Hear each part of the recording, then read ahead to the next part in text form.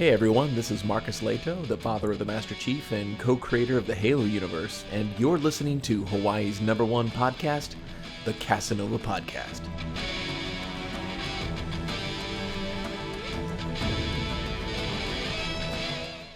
Welcome everyone to another episode, the first episode of what year is this? 2023. 23. I was about to say 2022, but Off first to a great episode, start. we definitely are. So yeah, what was I about to say? I was saying something. Yeah, 2023, new year, and we got a very, very special guest coming straight from Japan, the one and only Avalanche Jared. Jared, how you doing? Hello there. Dude, I love that. Is that a clock? The Buster Sword behind you? Yeah. Yeah. So they have in Akihabara, they have this like Final Fantasy, like a Square Enix cafe. And my wife goes in there every like 2 weeks to see what kind of new stuff they have. And then they found this and she's like, I kind of want it. I was like, yeah, you got to treat yourself, right? You got to get a Buster Sword clock every once in a while. Dude, that is dope. But yeah, It's cool. I like it speak. a lot. I just got to find a good spot for it. Yeah, let's talk about it, man. Like last time I had you on the show, you were in Florida Mm, and you were in the works of going to Japan, and now you're yeah. there. So I did it. how has that whole process been? Strange. It's been weird. It's cool, but everything's new and different now. It's kind of fun. Me and the wife joined a Japanese language school, and that's how we're getting our Hmm. visa, at least for the next. We've been here almost. I mean, like coming up on a year, like 9 months. Close enough. And for another year and 3 months, we can do a visa learning Japanese, and then from there, we're gonna have to figure something out. So like, what's the I guess the daily like day to day experience like there? It's super like as fun as you would think it would be living in Japan. Honestly, it's amazing. It's killer food. We lucked out super hard. We found the most just picturesque neighborhood to live in. It's very residential, so it's in Nakano, which is like a it's a part of Tokyo, but Hmm. the part of Nakano we're in is very just residential and quiet, low key. You know what I mean? It's kind of far away from the hustle and bustle, so I'm able to do my voiceovers and stuff without having sirens in the background and stuff. It's just a beautiful neighborhood. We lucked out and got a wonderful house here. We came while the COVID restrictions were still going on, and Hmm. nobody wanted to like go anywhere or do anything. So houses were just on the market all over the place, and we just happened to luck into one. Hopefully, that same thing happens when we re-sign that 2-year contract coming up in a year. Wow. 9 months? It's pretty That's dope where. though, man. It's pretty cool. So as far as food, talk to me. What you been eating? Just it's non-stop good food, constant. As a matter of fact, so before I came on to do this, I we went to the gym one neighborhood over, Hmm. and we ate at a curry house called My Curry, and they have just the Hmm. best, amazing tonkatsu, and they have this like tomato curry. It's like tomato soup, but more savory and a little Hmm. more like rich in spices and stuff. Just delicious stuff. I mean, the problem is I gained a lot of weight since I've been here, so it's kind of an issue. So I'm trying to eat a little better, but it's hard to because in my neighborhood, 6 minutes from my front door, I could walk to one of the best ramen places I've ever eaten at before, or that place My Curry that I just ate at a second ago, and I could spend 600 yen, so roughly $5, for a bowl of ramen that is just Hmm. incredible, and get a little side of like chahan, some fried rice. Hmm. I spend less than $10 on a meal and I get delicious food, and I have to actively try not to do that every day or I'm going to get obese. It sounds It's like cool. it's kind of like okay. So from the last time you were on here, so we moved out of our house into a condo in Waikiki, Mm, and mm, Dude, there's so many spots, and because we're local, we get the local discount. And I swear to God, Ooh. like we got the ramen shop, we got the burger shop, we got the Hispanic food right there. Like everything is Hmm. right here, and I'm just like, no, no, not today. Wait, so is the local discount because it's Hawaii and like a lot of people are tourists? Is that why? Yeah, yeah, yeah. You get the Hmm. That makes Kamina sense. rate. Okay. So it's Hmm. crazy, man. Like I like it here. So we're on the 10th floor of this condo, so I don't hear my neighbors. I barely hear any traffic. Ooh. So compared to like we were, where I would always hear like street traffic, or I would hear the neighbors partying and stuff. Like, dude, I don't hear anything at all. And I'm like, Right. it kind of Yeah, trips that's me out killer. at times, but I'm like, yeah, I love it for what it is. Hmm. Only thing is, it's smaller than the house I've that we seen it on got. Twitter too. You got a dope view. Oh man, it's gorgeous. It's just smaller, so it's like a lot of Hmm. stuff. Like we're still trying to figure Hmm. out where to put stuff, and for like the bedroom, like so the bedroom slash computer room, it's all like here. So, which is funny because I get Hmm. people my YouTube videos like they'll shit on me for like, oh, you need to get stop recording out of your basement. I'm like, I don't have a basement.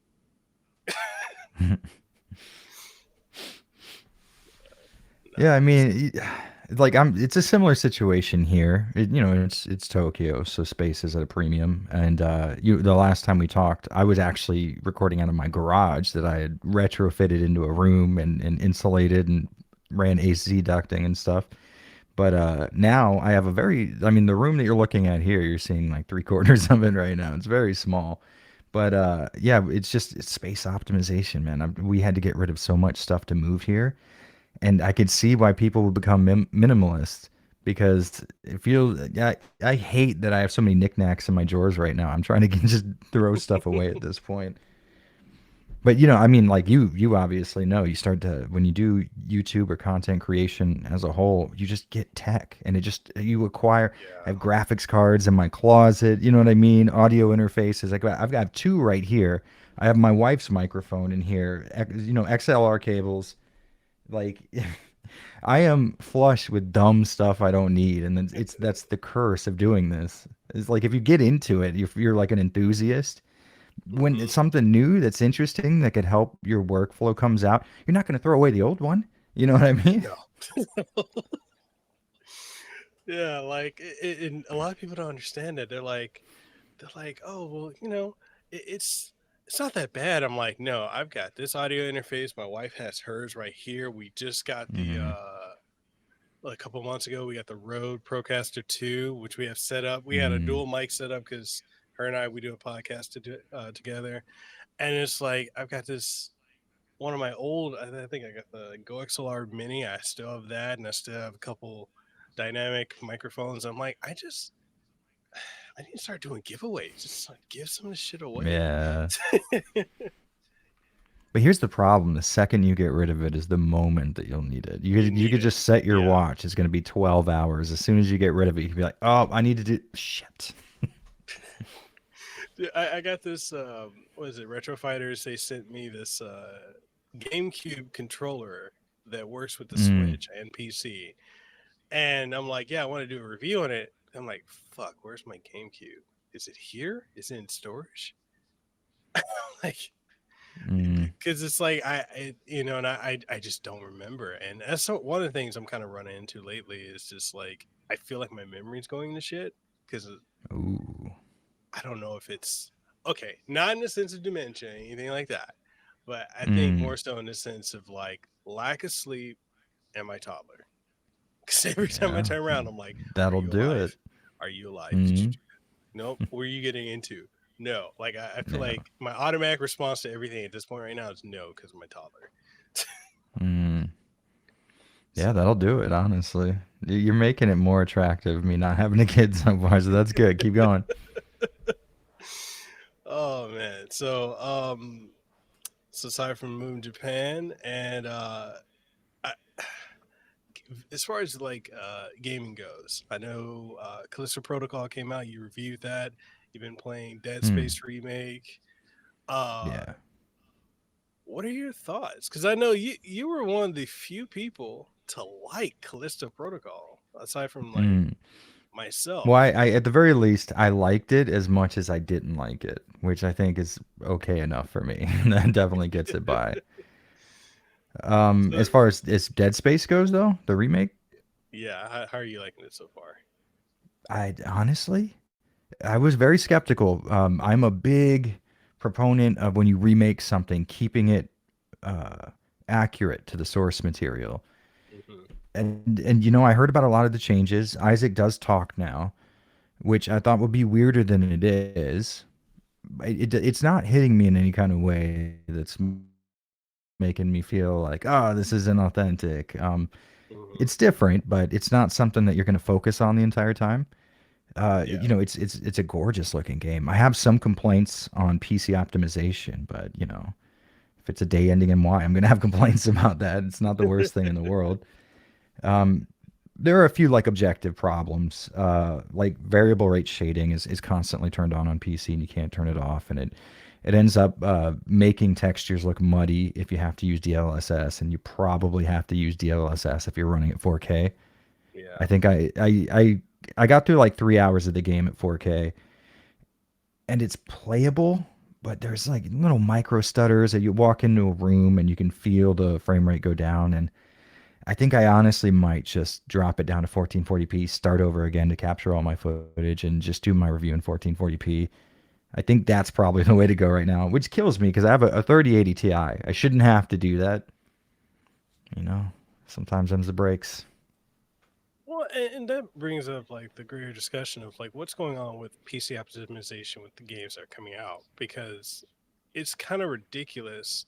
These games are just coming out either completely broken on PC at launch, or they've got to push out an ass ton of updates within the first 2 days just to get it running it somewhat optimally. Because I know, like, what's the game that came out? Forspoken. Like, I have it. Square Enix gave me Mm-hmm. a PS5 and PC copy, but it was weird. They Mm-hmm. wouldn't give out a PC copy for that game at all before release, and I'm like, that's not a good sign at all to Mm-hmm. me. But what do you think is going on? Like, are they just not focusing on PC or? I think it's a combination of two factors. I think they're optimizing for console.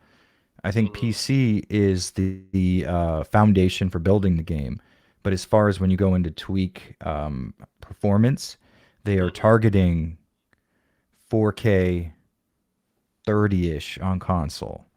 I would assume is what's happening here because with PC, even though I have sitting to my right something that could run four simultaneous instances of a PS5 game, I have issues running Dead Space at 4K, and the reason why is because the experience was optimized for the PS5, and you hit a point of diminishing returns with how much resources you have versus how much gains you can get graphically. Once you go above a certain point, your computer is working much harder to do not as much. So Mhm. that's one of the problems is they are optimizing without a doubt. They're optimizing for modern consoles, which does suck. But there is a second problem, and it's DLSS, which is like imagine you had to go through physical therapy to learn how to walk again after a brutal car accident, but you Mhm. had like the best motorized wheelchair in the world at your disposal, and everything around you is wheelchair accessible. How much effort would you put into learning how to walk again? That's what DLSS is for PC game developers. They're not targeting current available hardware for their performance. They're saying, Mhm. well, no, this can't hit 4K 60, but with DLSS it can hit 4K 70, which is fine. But DLSS is a sort of it's a deep learning algorithm that essentially takes everything you're looking at and dynamically adjusts the internal render resolution of the game as it runs into scenarios where more processing power is required, right?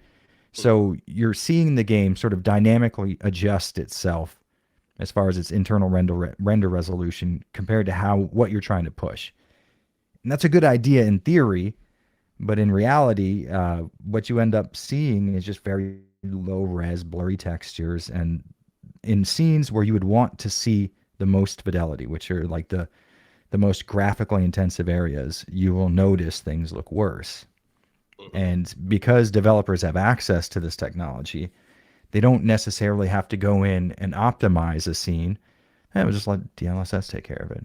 And for people like me, for when you're gaming on PC, your monitor is like a foot or two away from your face. It's not far. So when you're playing at 4K, details are very easy to point out, especially when you're so close to a 4K monitor. And if you're using DLSS and you're gaming at 4K, you're using DLSS. Either that or you think you're playing something from 2009 because of how blurry and nasty it looks. So yeah, it's a combination of developers wanting to target the console experience, which is odd because PS5 and Xbox Series X sales are not phenomenal. They don't have the kind of saturation that gaming PCs do right now.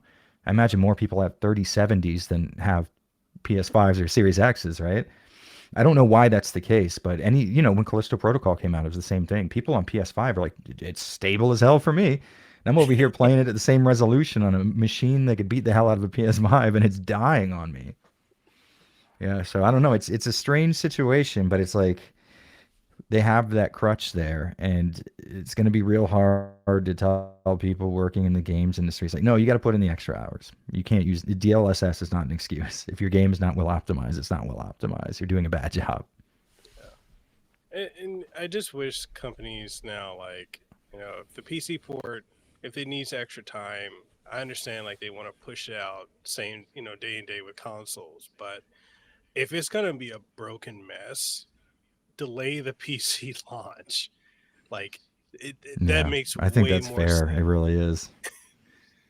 Like Hmm. it just doesn't make sense to push out just so we can be like, oh yeah, we got it out day and day. Yeah, but word of mouth for a lot of these games, if it does very bad on PC, same with console. A lot of people don't go back to Mm. look. They just think, oh yeah, it's shit Yeah. on PC. I'm not gonna play it. I'm not gonna buy it. Hmm. Yeah. So I mean, let's think about it this way. You're a YouTuber and you have an option between making one of two videos, a Callisto Protocol review or a Callisto Protocol, it's been 9 days, here's what the update's like. Which one do you think you're going to make? It's the review for the fucking day one copy that you downloaded. So, yeah, I mean, it's just, you're not going to get press on improving your game. You're only going to get press on putting out a polished, finished product. hmm but that Dead Space remake, so far, so I have it on PC, and Hmm. I was like you, like I was concerned because we're I want to say it's strange that we're in this era of just constant remakes. Everything is getting remade every time you turn around. But Mm, man, Motive did a really good job with this. Like I think so. I'm really surprised. And like you, I thought Isaac talking would throw me off, but it doesn't. It's like, oh, Yeah. okay. And you know what I've noticed is they were very careful. This is how I explained it. I was streaming it today. Hmm. Every section of the game feels very accurate to the original, but just with the detail cranked to 12. Like the first section where you walk out of the door and the part of the ship's been blown up and you're out in the open space and your air is like you have to use your built-in oxygen. That scene is still really cool, very atmospheric. The sound goes all muffled and like you can't hear anything. But there's just more detail. More debris floating around on screen. There's sparks that are skipping around, and there's a wheelchair that when you walk past it, it has realistic physics and moves and stuff. It's everything that was in the first game with the detail cranked up. And honestly, I don't think you can really ask for much more in a remake. Although Dead Space does give you more than that. They alter very small and not insignificant things, but again, in that same section where you have to go out into space, instead, when you come back, instead of taking the same route back and then getting jumped by one of those necromorphs, there's a section where you have to go up and like across and get across like like a barrier that's in your way. And just little tiny stuff like that, I think, is really good to do in a remake. Here's something for the people who know this game backwards and forwards. And then the rest of this is like, it's eye candy. It looks gorgeous. It's going to be the same great story, right? So when you're remaking something, I think that's the proper mindset. How can we make this as accurate to the original as humanly possible while still adding enough new content that people who have played this game 10 times, 20 times before have something new to check out? And I think they struck that balance almost perfectly. So far, I haven't beaten it yet. Yeah, I'm in the same boat as you. Like I think I'm like halfway through it, and hopefully today, if not Monday, I should be done with it so I can start working on my review of it. But yeah, they nail that perfect balance, and it makes me wonder how Mm. Konami and Capcom are going to do with their remakes of Silent Hill 2 Mm. and Resident Evil 4. I have it. I don't know if it's a bias, but I do have higher not expectations, but higher higher confidence in Capcom of doing well with Resident Evil 4 remake than I do with Konami with Silent Hill 2 remake. Yeah, I mean, you would have to be crazy not to feel that way.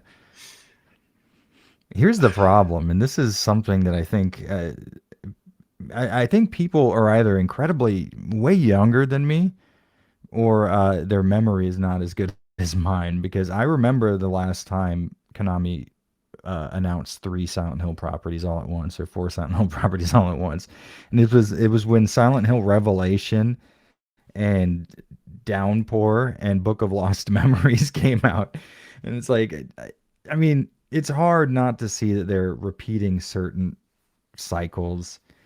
The Silent Hill 2 remake, I'm interested to play it, but I think there's a reason for you feeling that way, and I feel that way too. Is with Capcom, you're remaking an action game that allows you to spin kick, Ganados and suplex them after you shoot them in the head once. It's an infinitely easier job to recreate the experience of RE4 than it is to accurately recreate the story of Silent Hill 2, because it's a story that to this day, people who work on Silent Hill games still don't understand. They still don't get, which is why you see Pyramid Head show up outside of James Sunderland's personal hell. It's a deeply personal, deeply like sad and just torture filled story. And I trust someone to remake a game that has, parasite suplexing more than I do somebody who's going to accurately rewrite a story that is so deeply personal to so many people. I mean, Bloober Team they're not going to succeed at this. And it's not because I don't have faith in them. I liked a few of their projects, but I mean, going off of what we know right now, and that's Western developers do not understand Silent Hill lore. If these were the first Western developers to understand it, I would be so thrilled for that to be the case. But it's not going to be. So there's no point in thinking that way. It's interesting is a lot of the former Western developers for the failed recent Silent Hills that came out. When I say recent, I'm talking like for those the uninitiated. Recent for Silent Hill is not like recent at all, but recent, you understand what I mean? Yeah, like 2012 or something. Yeah.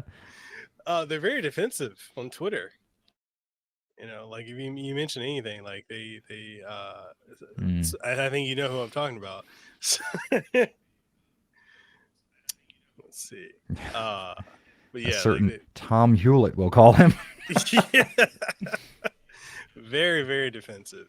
Which, by the way, just in case, he's incredibly nice to me. He's nicer than he should be to me. Because me and him argue in DMs sometimes, and we do disagree on a lot of stuff.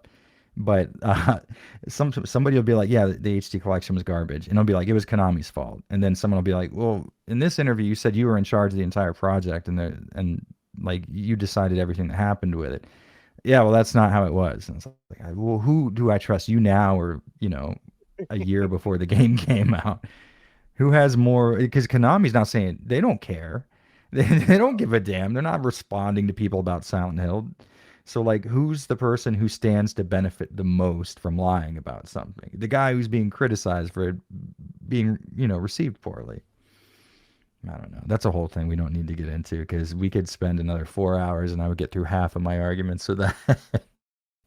No, it's like because I had him on my podcast last year and we were talking about the game he was working on, Spidersaurs, mm, which is like mm, if you enjoy Contra, that it's WayForward's take on the Contra format.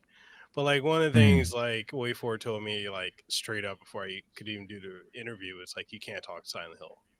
Like no questions to Tom about Silent Hill, and I'm like, Wow. okay.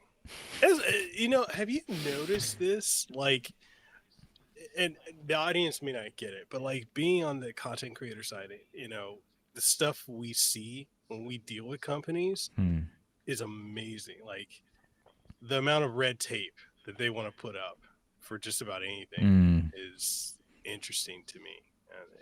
In many Yeah. ways, I get it, but it's like if You you know, think the to be game, honest though, if I'm going to, in Tom's defense, Mhm, if I was him, I would be so tired of hearing about Silent Hill. I mean, he really genuinely did. He was attacked by a lot of people.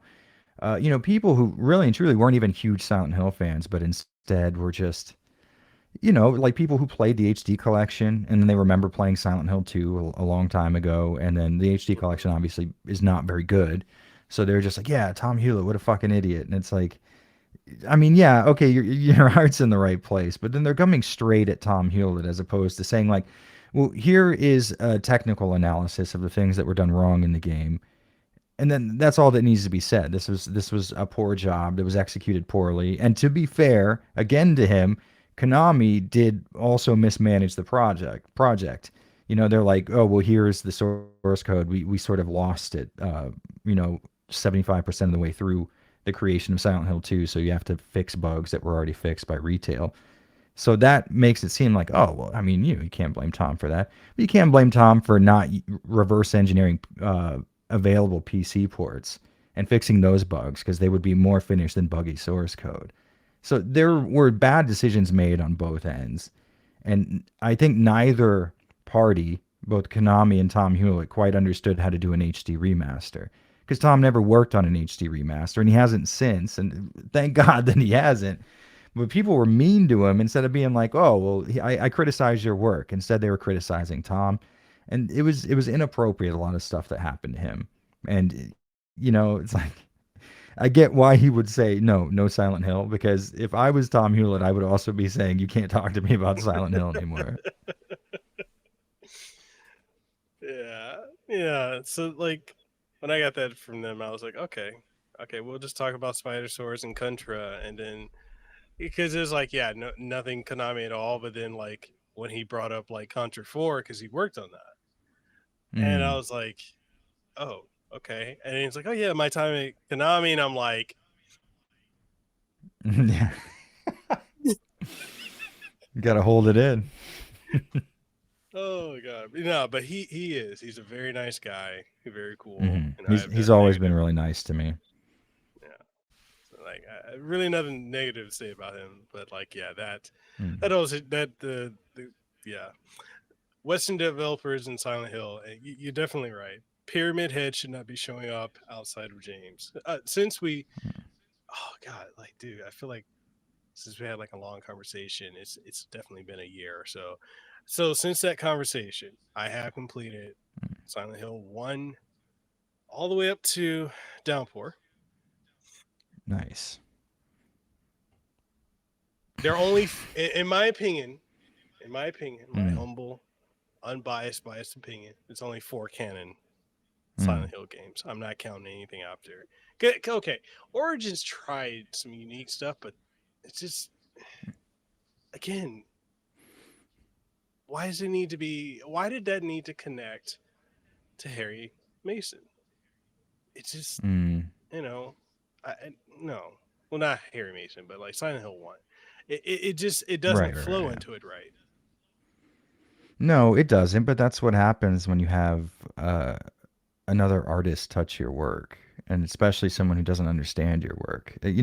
We could go into this forever. It's funny you're talking about that. For the last month, you said like, oh yeah, I played all the Silent Hill game. I just this month did that, every single Silent Hill game, But here's the only difference. I played through every single available port for every Silent Hill game ever made. The ones that have ports available, and the ones that didn't, like let's say the PS1 original, played it on PS3, played it on the Mister on the PSX core.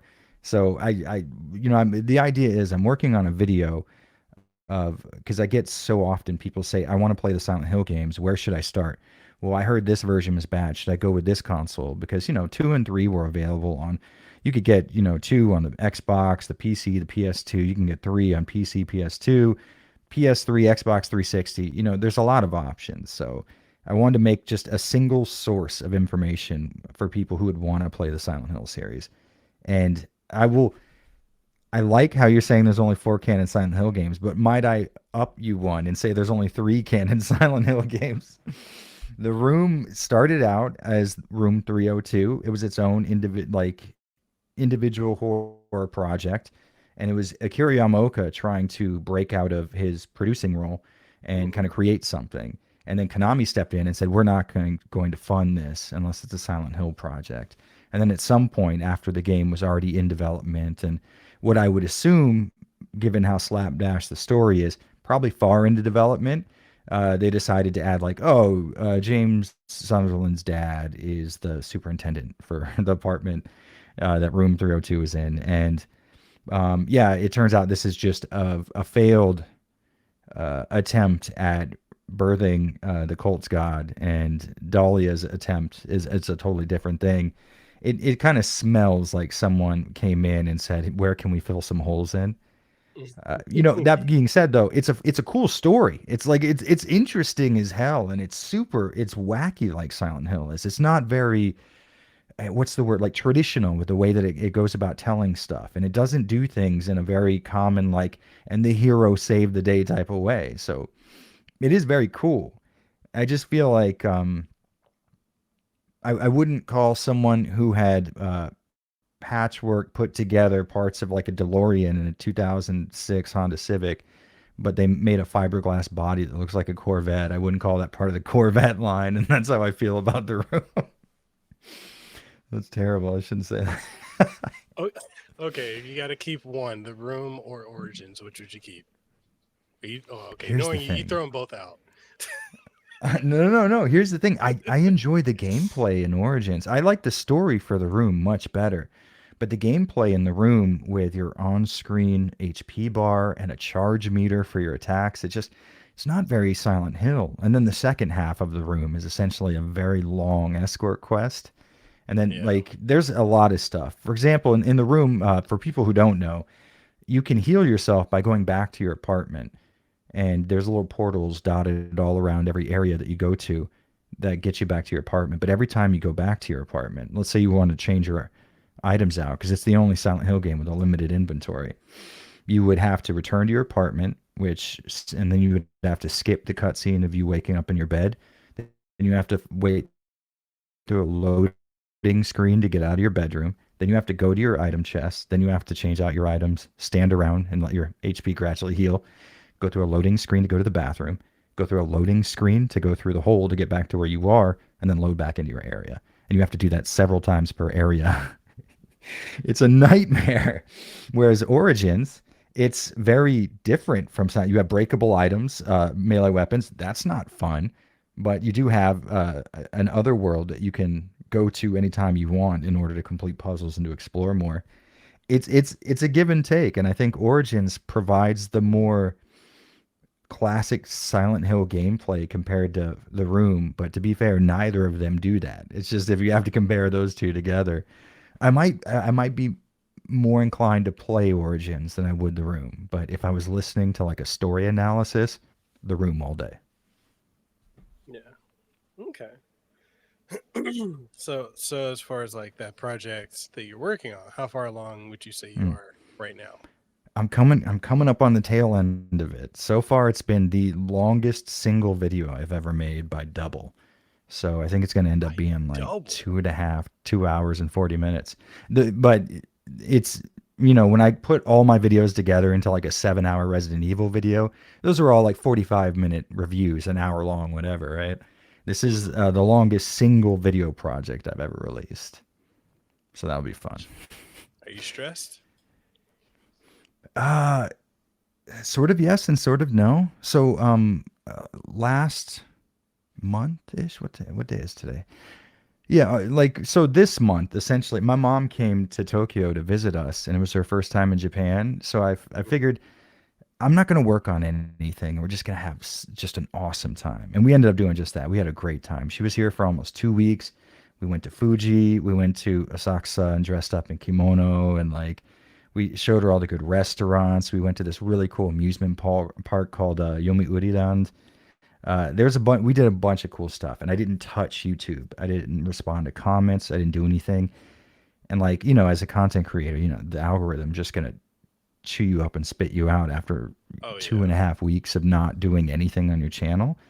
And lucky enough, my channel's not died yet. And when I live stream, I still have an audience that comes out to watch, and it's pretty cool. So I was stressed at first, but now that I see that my channel isn't going to like wither on the vine immediately as soon as I stop doing work, I was like, you know what? Instead of stressing and trying to get this video out fast, why don't I just try to make sure it's a good video? So I've been really working my ass off. The editing process has been a nightmare because I'm working with really high bitrate captures because I want to zoom in on stuff to show details. Hmm. And it's a 4K video because I'm covering PC ports and I wanted to play them at the highest resolution I could. So it's something I did to myself, but um, I think it's going to be worth it when it comes out because people are going to enjoy the more like in depth. I do a lot of like frame rate comparison. Like, okay, so the PS2 version of Shattered Memories runs at a higher average frame rate than the Wii version, but transitions are faster on the Wii. Stuff like that. I think people might get into if they're like weird techie nerds like me. So, what are you using to edit? DaVinci Resolve or Premiere? Yes, I made that switch around when the last time we first talked. I was starting to learn DaVinci Resolve and use it, and it's been my go-to now for like a year now. I got the little speed editor when I bought the full version. Ooh, This thing is cool as hell, man. okay. It's got like a little dial, like a little. Oh fuck! I brought up DaVinci Resolve. My bad. It's got like a little dial on it that you can use to move around and skip through footage. So when you're like scrubbing through footage to find a Hmm. gameplay part that you're talking about, this thing is killer. It's awesome. Yeah, but Resolve is really good, and it's I don't think I could have worked on 4K footage when I used to use Vegas. I don't think it would have done as well. Yeah, like I've got some friends that are telling me like I need to switch over to Resolve and stop using Premiere, Oh, and I'm do it. like, it's that good. Resolve is amazing. Now, to be fair, I haven't used Premiere, but I have heard it's Resolve is different from what I've heard, but it's not as different as going from Vegas to Resolve. So you'll be able to learn the idiosyncrasies, but it's like Premiere in the sense that it's a nonlinear editor. But it's it's an incredibly powerful free video editor, by the way. You don't have to pay for the full version if you don't want to. I mean, I wouldn't have done it if I wouldn't have gotten the speed editor for free. But it's very what's the word, like efficient with a lot of the stuff that I could do. I use a lot of 4:3 footage, and it won't cover the entire screen. There'll be black bars on the left and Hmm. right, and I have a drag and drop filter I could throw on there and then get rid of that so that I mirror what's behind it and then blur it and then have a shadow cast of the original footage. The typical look you see on 4:3 footage in YouTube videos nowadays. And with Resolve, I can just drop that onto an adjustment layer above all my clips, and everything below that adjustment layer has that effect applied to it. And I can still edit the individual stuff below it and not have it affect, anything else. It's very cool. It's hard to explain, but it's a cool little program, and I'll tell you the best part about it. And since you use Premiere, I'm not sure how much of an issue this is, but for anyone who uses a linear editor like Vegas, it's crash city. It's like every project is not if it's going to crash, it's when. When I was using Vegas, it was just nonstop. If I went through a project with two crashes where I lost stuff, I was like, wow, that was amazing. I have had DaVinci Resolve crash on me 3 times ever, like ever, and Serious. almost like no joke. I swear to Christ, maybe 3 times. And I'm trying to be conservative here. There's a chance it was 2. Like it is so stable with now the downside is it is not as it demands more resources to work. Hmm. So it's very hard on your GPU on your timeline. So it takes advantage of your GPU a lot to scrub your timeline. But if you have a good GPU, then that's a benefit, you know. It's good though. I like it a lot. I have people. I have like friends who do YouTube with like lower end hardware, like they edit on a laptop or something, not like a gaming laptop or anything, and they're able to use DaVinci no problem. Yeah, because I know with Premiere, for me, it's like anytime I use it, it's when is this going to crash? Oh, I Mm-hmm. made this cut. Yeah. Save. Control S. Control Yeah. F. Like every single thing I do, Control S. Because Mm-hmm. yeah. Okay, so I might have to tinker with that this weekend because yeah, it the price increases for Adobe's just suite is just getting ridiculous. And I'm at a point, I'm very simple with my editing. Like I just need Mm-hmm. Photoshop or a Photoshop alternative and a video editor. I know my wife, she uses like Right. all the more advanced like uh After Effects and all that. So like it Mm-hmm. pays out having it, but for me, I think I'm fine with just the basics. I'm not doing anything Yeah. fancy. Like I've seen some of the stuff a lot of these other YouTubers do, and I'm like, all that like the jump cuts, the zoom ins, all that stuff. Like Mm-hmm. I don't know. Like I feel like that's a whole different generation than ours. They're just like able to pick up on doing that quickly. Yeah, Because for like for sure. me, bro, when I look at that stuff, I'm like, how do you have the time to do that? And then you find out they have a whole team. So I'm like, yeah, that makes sense. Yeah, exactly. Yeah, you know, and I'm the same way. I've never had an editor, and I don't think I probably ever will because I like editing, and it's it's part of how you give your videos, you you know what I mean. Like when people watch your stuff, they get that dosage of your personality. If you're saying something, the stuff you're showing on screen while you're saying it, I think kind of like people subconsciously pick up on that. And I think that's kind of a part, your little digital fingerprint. And I would hate to give that up to someone else. Yeah, Resolve is good though, man. You know what I would do if I were you? This is what I did is as I was releasing content, my normal stuff, I had a project that I was working on just, Hmm. here and there. And I would have that project in Resolve. And I essentially would take all the stuff that I used to do in Vegas and then try to find whatever the Resolve analog to that was. And, it took me probably where like I would normally finish a video in a week and a half. It took me like 2.5 months. But, that's just because on the side, I was doing my normal YouTube stuff. And then on the side, I'm learning, you go to YouTube and type in DaVinci Resolve how to do X. And, you spend 2.5 hours trying to figure that out. And you've edited a full minute on the timeline or whatever. But once you do that, you'll have that project finished and done, and then you'll be able to go through the rest of your workload. Because I'm also not very complex with my editing.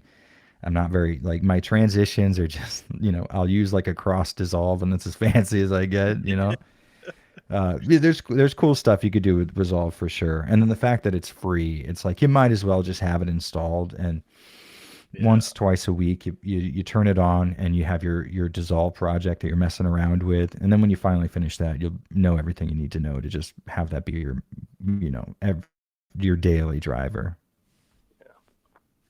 So as far as like so talking about YouTube on the content creator side, what is your thoughts on this shift Hmm. towards shorts?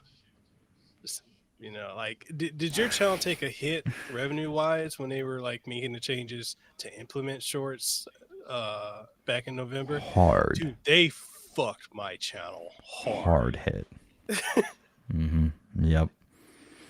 It was because YouTube is my household income. My wife doesn't work, and hopefully that stays, knock on wood, we're able to keep it that way. But for the last few years that's been the case. And now that we live in Japan and she doesn't have a college degree, she probably couldn't work even if she wanted to, and her visa is a student visa, so there's jobs that wouldn't hire her anyways. So Hmm. like we were terrified because it's not that like, okay, revenue got cut in half or views or subscribers got cut in half. All of those three things got cut in a third. I had a Yeah. third of what I used to have. And it lasted for probably a month and a half, 2 months, which isn't a long time because, with YouTube ad revenue, the paychecks you're getting are from last month anyway. So Mhm. it's not like I was, dying and I was living, I had to get food stamps or anything. But what worried me is like I have to keep creating content like this and get, I can't pay my bills. I have to get a job, and then that's less time I can put into YouTube, which means less money I'm making from it anyways. So it's like it's a huge detriment to me if for some reason YouTube, I mean, they just flipped a switch, it looks like. If you look at my analytics, you could see like a relatively, my channel is a very slow grower. So, I have what 150 something thousand subscribers, which is amazing. But that's not something I gained even over 3 years. That's like 10 years worth of growth, right? So I don't my channel doesn't look like big peaks and valleys. It's a kind of a slow, gradual sawtooth moving upwards at a very gradual angle. And then you saw Mhm. it when they instituted shorts, and it just went. And it was like, I mean, you could. It was insane the drop off that I experienced, and it's because my channel specifically, I do long form content. So when they put out shorts, they didn't just incentivize shorter content, they disincentivized longer content. Mhm. So, this is my, I haven't had this confirmed, but this is my personal belief, just based on just a baseline understanding of how business works. YouTube probably diverted money that would have went towards your typical ad revenue YouTuber and pushed it to a shorts fund essentially so that people doing shorts had a reason to do it at the start when there wasn't that many ads, when there weren't that many people watching it, because they wanted to incentivize people to use this new program that they had probably spent millions of dollars instituting, coding, and acting. And, that's Google money. So none of that was spent efficiently or intelligently at all. So yeah, I assume what they did was is they took people like you and me, and they're like, okay, well, we'll take this and give it to the shorts guys because they need a reason to come in here and do this. I mean, and I get it from a business point of view, but that was a scary time, man. That was a very, very scary time. Yeah, like when that hit, that was like a month and a half after we moved here, and I was like, Mm, man, I don't I'm like I was like, dude, I was so stressed out. I was mm, considering quitting. That's yeah. how bad it was because it's like okay, I'm not making full time income off of this, and look, I'm astronomically smaller of a channel than yours. Like I'm only at 16,000, but like I was making a good amount. Like I mean, not compared to my IT job, but enough of a livable wage with what I was making, and then to have that Mm, completely just it literally there was no forewarning that they were doing this, and everyone I know mm, just immediately yeah. got hit. And like so when that happened, I was like, okay, so Yeah. what do I need to do? And I shifted to doing some shorts content. Now it's at a point it's habit. I make a video, I just go ahead and chop it up to 35 seconds Mm, to a minute. But I hate that because I'm like, I'm doing more work. Why do I need to make a short form video yeah. when you can just watch this and I already have the time codes? Right. But it's like, no, all right, this is Mm. what you guys want. Because yeah, it was scary. That was a scary time. Here's the thing. You don't have to be a genius to figure out what they're trying to do is take TikTok's market share away from them, which is not going to happen because it's not the same user base. Like, it, you're not going to sell skateboards to race car drivers because it's got four wheels, right? Like, it's just not the same audience. The people who have TikTok aren't also avidly watching YouTube as well. It's not a split audience. You have the 6 year olds that make up the majority of the viewer base on TikTok, and you have the 10 year olds that make up the majority of the viewer base on YouTube. But they go to those platforms for two different things, and their reasoning is, oh well, we're going to get those people by offering that same content. It's like, but you don't have that same content, and it's also a dirty experience because someone coming to YouTube might encounter both shorts and 2.5 hour long deep dives. And that's not what they want to do. They want to scroll through videos. And my wife scrolls through TikTok, and it's like 6 seconds. She's gone through, 10 videos. You're not going to get that on YouTube. You don't have that sort of viewer base, and you're not going to get that viewer base by actively shitting on the viewer base you have now. That's not how it works. To bring it back to Silent Hill, when they started modernizing Silent Hill and in Homecoming they added a dodge roll and they added branching dialogue options, right? Two things that were very modern gaming. Well, here's your problem. The modern gamer isn't a Silent Hill fan, and you're not going to win them over because they heard there was dodge rolls and branching dialogue options. So what you've done is you've alienated the core audience who would have bought that game anyways. You've shit on them. So while sales may have been good for Homecoming, we know no one's buying Downpour because we saw what happened to Silent Hill fans then. The game was made for, and it's the same thing with FF7 remake. It's like, okay, we know you guys love this turn-based role-playing game, so that's good. So here's what we've done. The story's completely different. Everything happens differently. It's no longer turn-based. It doesn't play anything like it used to. All the characters sound weird now, and like you know what you're doing is, oh yeah, we're gonna get all the other gamers in. It's like, no, you're not, because those people weren't playing FF7. They're not playing FF7 now just because it plays like a modern game. That's not how this works. And it's the same thing with YouTube. You're not winning people onto YouTube because you have shorts. You're just screwing the people who are already here because you weren't going to get, I mean, you have a giant, like a Chinese mega corporation that could buy countries hand over fist without an issue. And you think you're going to compete with them? Google is spread in so many different directions, from R&D to production to YouTube, and YouTube loses money nonstop. You think you're going to start gaining money by going head to head with a Chinese corporation that has the backing of the CCP? No. So why not just take the money you would have spent on shorts and incentivize people to continue making quality content on YouTube? And then you have a user base that appreciates you not screwing them and that has the content that they want to enjoy, as opposed to possibly getting a single percentage point of the audience that you want. Yeah, because we all know, and for those who don't know, now you're about to know, Google doesn't really stick with anything. Mm-mm. They drop things constantly. We saw that with what is it, Stadia? They were, oh yeah, we're Mhm. all in with the gaming. All right, here we go, we're Yeah. done with it. Mm. So like this whole shorts thing, I can see it probably lasting with them sticking with it for maybe a year, maybe 2 years before they're Mhm. like, okay, we don't care about it. Because you look at Facebook and Instagram, they're copying it too, but they're not Mhm. doing anywhere near as well with it. And it's kind of an Of course afterthought. not. And because of how they build their apps and their website, it's not integrated native. Like, well, it's integrated, but it's not integrated in an intuitive way.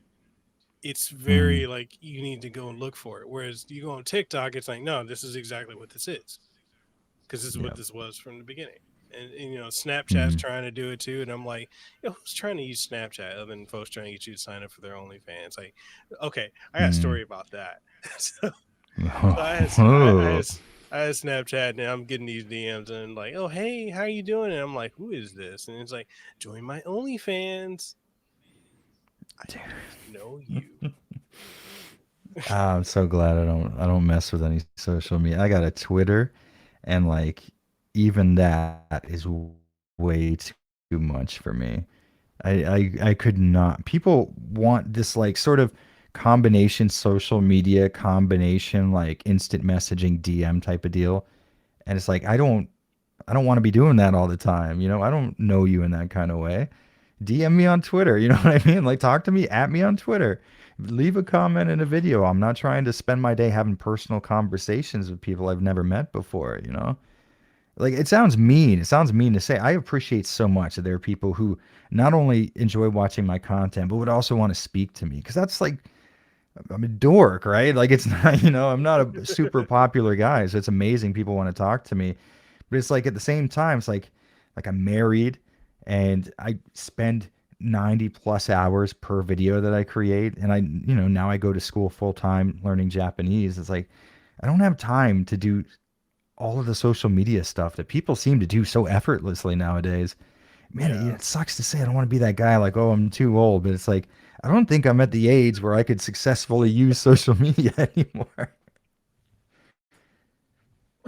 Okay, I was gonna say this, bro. Like I'm at this point now with it where social media for me is not fun. It's just work, and it's like Mm, it's shitty because on an at the very bare minimum for like you and I, we have to have Twitter. We don't need to have anything else, mm, but you need to yeah, have yeah. Twitter. You have to have your Mm, footprint there. But all this other stuff, like I see folks that they got an opinion for everything, and that's fine. mm, Have your opinions, but like where these people are at a point of living on social media, that to me is the most mm. bizarre thing. I don't understand that. Like Yeah. I don't know. You know what? Honestly, here's the crappy thing is I do understand that because it's constant, instant gratification. If you make a post and someone likes it, Hmm. I can admit that's a good feeling. And I because I only use my Twitter to just screw around and talk shit and be like, "Yo, do you see how pixelated this game? Here's how this game looks upscale, whatever." Right? Um, I use my Twitter for, like, if I have a new video out, I'll be like, "Hey, there's a new video." But for the most part, it's just me going like, "Did you hear about this new survival horror game? That's cool, right?" Um, but I can understand why someone would want to put themselves out there because I think with the growing popularization of the internet, uh, person to person communication is becoming less and less of a factor because you can get what you would normally get from expressing an opinion that someone agrees with at high school. You know what I mean? Everybody goes like, yeah, yeah, this guy's right. And you get that dopamine hit. You can get Hmm. that 10 times over in 5 minutes by posting a tweet, that says I support this or I'm against that. Um, I do get it, but that doesn't mean it's a good thing. It's like I also get why people drink and do drugs every day. I just, because it's that instant gratification. You do that one single thing and you feel good. Social media is that drug. You make a single post about supporting or being against. Something happened today. Here's how I feel about it.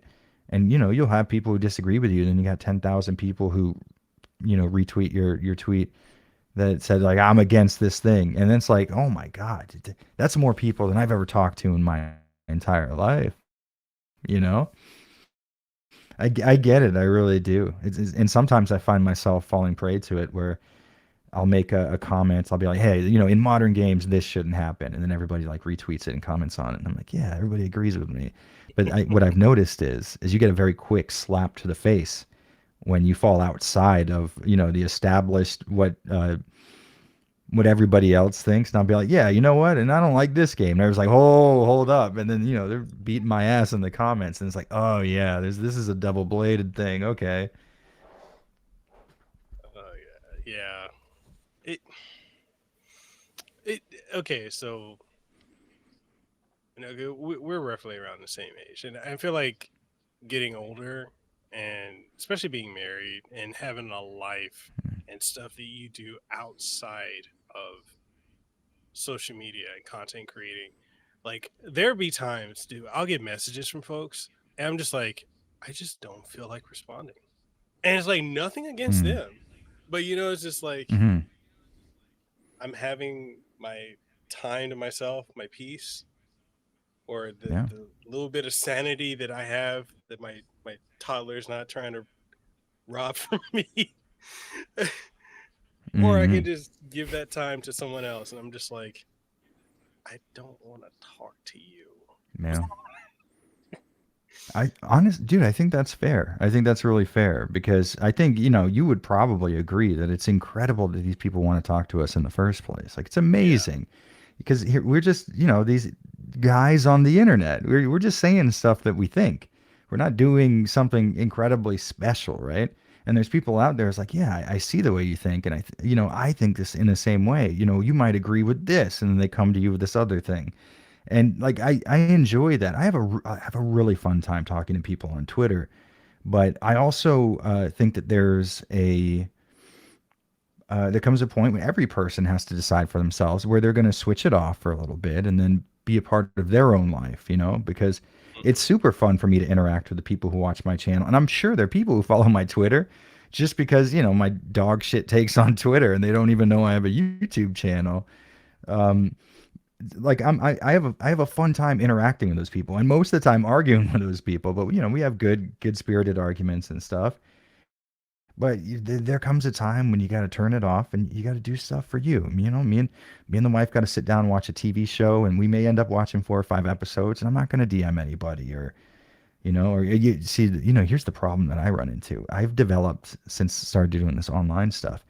Uh, what I think might be some sort of form of like crippling social anxiety, because when I see notifications and stuff, you clear your Twitter notification because it says like 20 plus or whatever. You clear those all out, and then you go back to the like homepage, plus 20 again.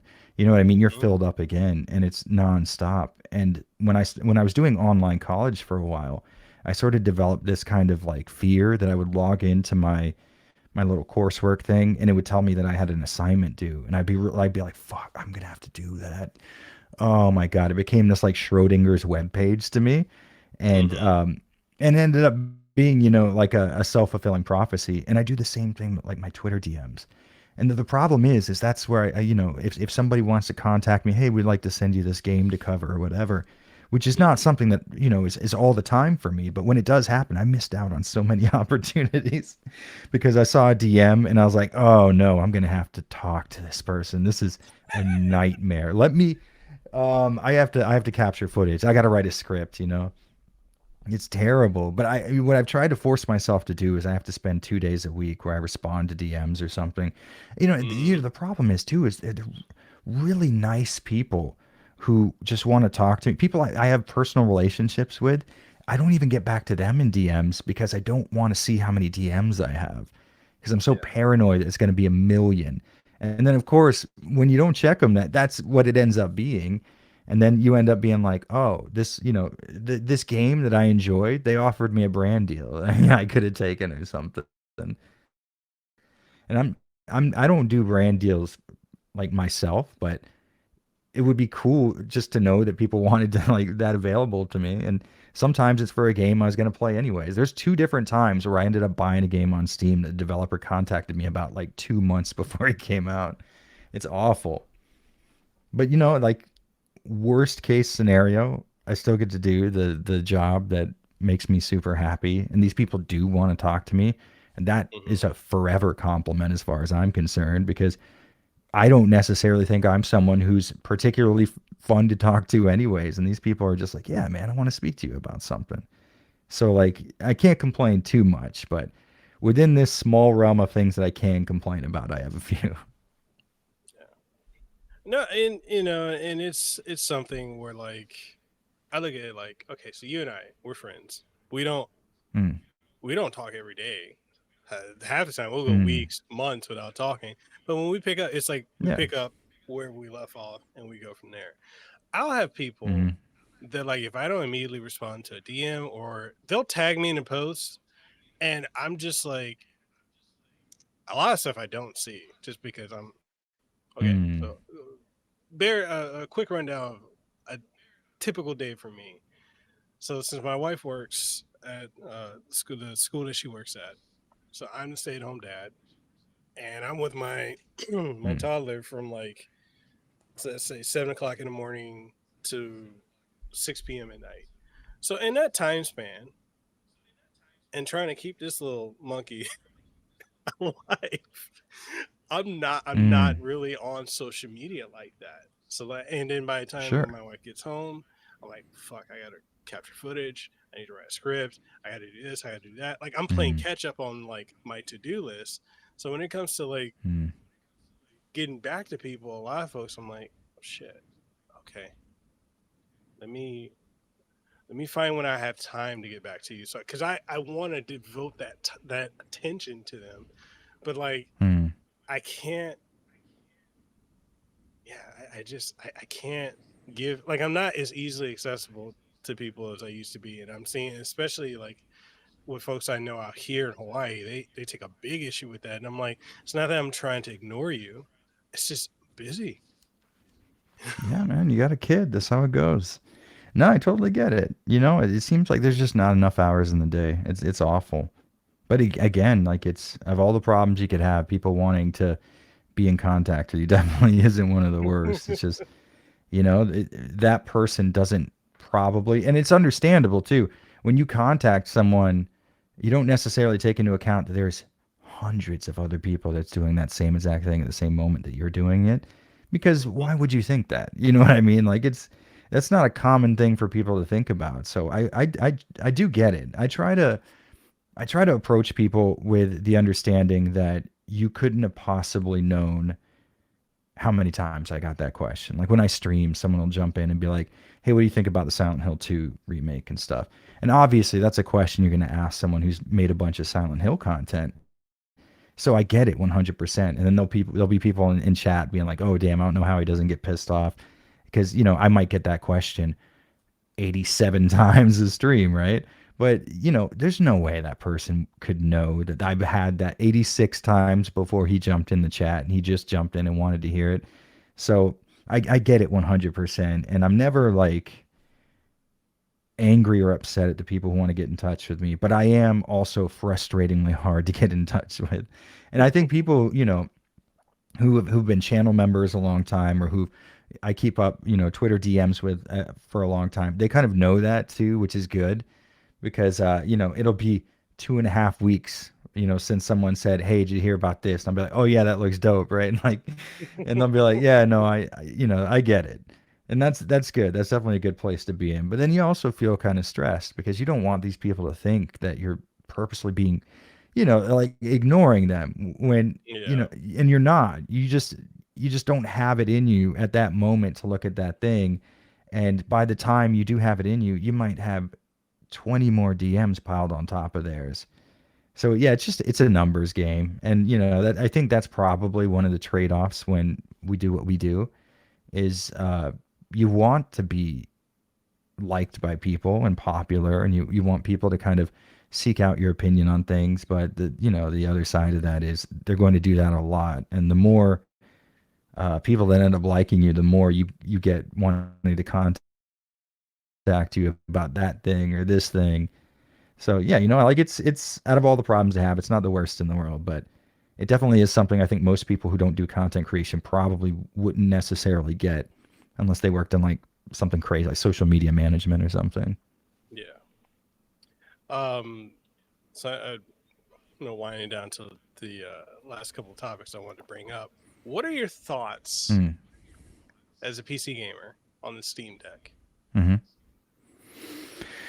It looks cool as hell, to be honest with you. I want one myself. Here's the thing though.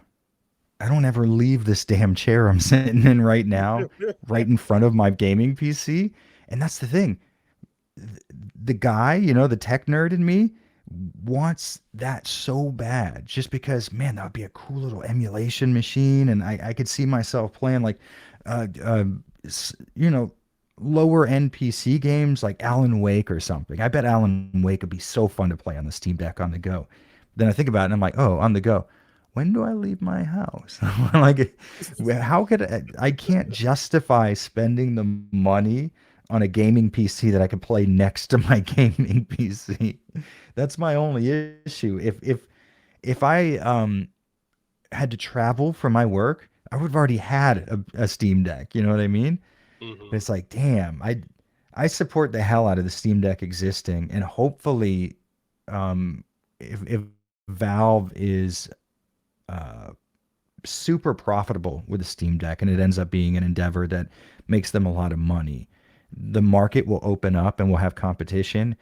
And in 4 years, what you pay for a Steam Deck now will be cut in half with from a competitor who's making a better machine or something. That's my hope, and then maybe that's when I get into the market. But until then, I just cannot justify it.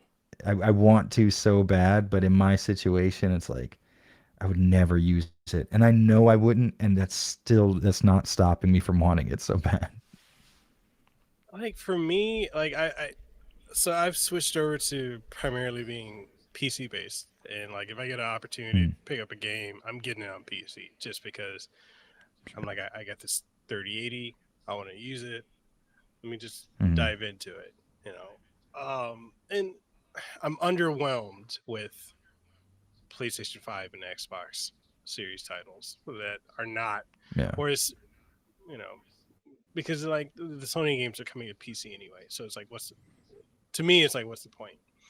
Um, but it's cool that I can just, Hmm. like, if I'm laying in bed or if I'm in another room, I can just play it right then and there.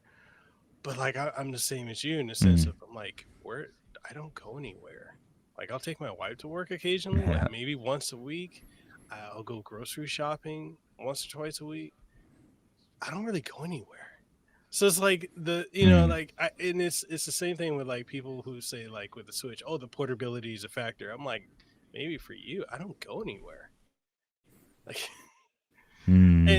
and it's in It's always kind of like, been that way for me. Like I've never really adopted portable gaming, to be honest with you, because usually I just play it in bed or whatever, which has its benefits too. But it feels like more and more I would just rather have stuff hooked up to a display, even though I know the Steam Deck can do that. If anything, I'm probably looking at the Steam Deck as like a cool little home theater PC kind of setup. Maybe that'd be fun. yeah, you could definitely do it with that. It's Mm. it's interesting too, like how with the Steam Deck, the amount of people that have popped up or creators that have popped up within the last year, like, year and a half that it's been around, and have blown up. Like I've it's interesting because I'm in a Mm. Discord with a lot of the bigger Steam Deck content creators, and it's funny how, Mm. and if they see this and they dislike what I'm gonna say, I don't fucking care. It's interesting to me when it's like the narrative that, oh, the Steam Deck is perfect for everything. It's perfect for every gamer, and it's like, no. And Mm. I struggle with like the whole, the clickbaiting thing, like getting into like the clickbait titles and clickbait videos just to get people to click on. Okay, but people who don't understand clickbaiting is just, it's like you got a store, it's got this sale, like massive blowout sale, and you go in there and there's only like a little fucking small little corner of shit that they're just rolling out Mm. for from the previous quarter. But I see it. There's so much clickbaiting. You got people that put out reviews that are a fucking glorified impression, that they've only played a game for like an Mm. hour to 2 hours. I got a review copy, and here's my review, even though I've only played 2.8 hours of this game. Like I saw Mm. that, like one person reviewed Forspoken, and it blew my mind. And this is where I'm tying this back to one of the other reasons of me considering quitting, because this is something that's really been getting on my nerves. Like, Mm. I put hours into these games, damn near fucking completing them, and it's like I don't really get the traction. And it's not that I'm not jealous of people who do get it, but like when the company will give you a review copy, if Mm. I have to abide by all these stipulations, at least fucking retweet or reshare, I covered your fucking game. But then when these people who Mm. have popped up in this last year, because this is a trending topic, they put out a fucking impression video or impression mock-up review. And that's the review. It doesn't tell Mm. you anything about the game, doesn't tell you if the game is fun, doesn't tell you about the controls. These are our settings. But this is a review. And then the same company you're covering stuff with, they cover it, or they like it and they reshare it. It's deflating to me. And I'm just at this point now where Mm. I'm like, I don't like a lot of the Steam Deck creators. I don't care about a lot of the current gaming discourse. Like, have you seen this shit with Hogwarts Legacy? I'm like, Yeah, yeah. I jumped into that beehive once. That was fun.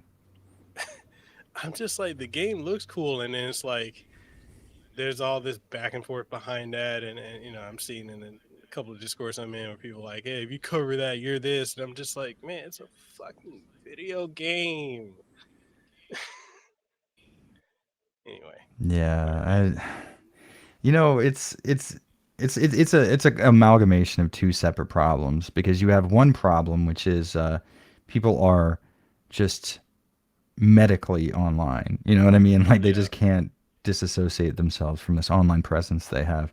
And then two, like activism isn't necessarily something you do anymore, but it's every single action you take. And it's like Quaker Oats, are you out of your mind? Do you know like everything that you purchase, everything that you eat from day to day, the shoes that you put on your feet, every single thing becomes instead of like, oh yeah, they were doing a sale on Nikes over at the shoe store, so I bought a pair of white Nikes because I thought they looked nice. It's not that anymore. It's like I bought Nikes because I support the sweatshops that people work in or whatever it is, right?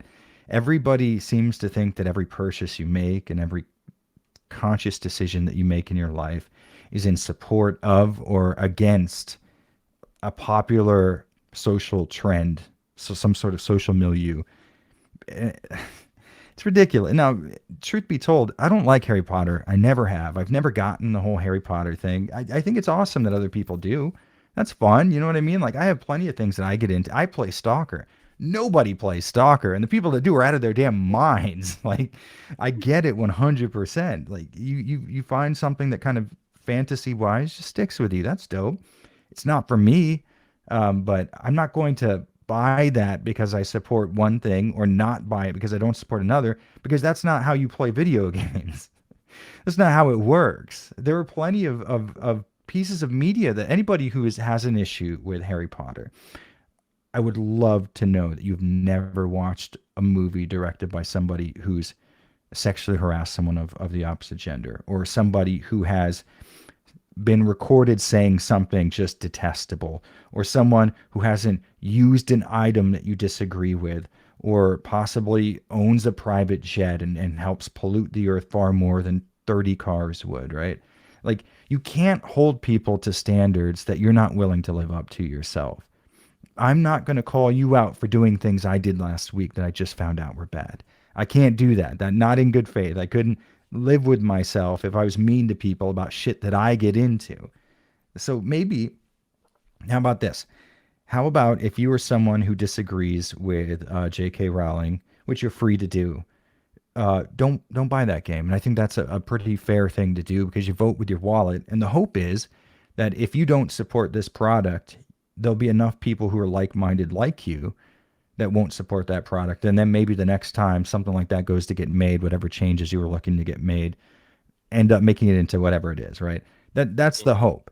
But what it has turned into is people online saying, but if you buy this, not only are you against the thing that I'm for, but you're this bad person. And that's not the way things work, because you have given your money to people who you don't agree with, who you don't like. We've all done it, because you can't make transactions with people in this world by only using the products that you agree with on a moral level, or products that have been made to a degree that you're happy with. You can't live that life. There's no way you could live every day. I mean, unless you've moved out into the Amazon and you cut down your own trees. But then at that point, are you not contributing to deforestation, right? Like, there is a constant argument to be made for every action that you take being something that could be seen as awful.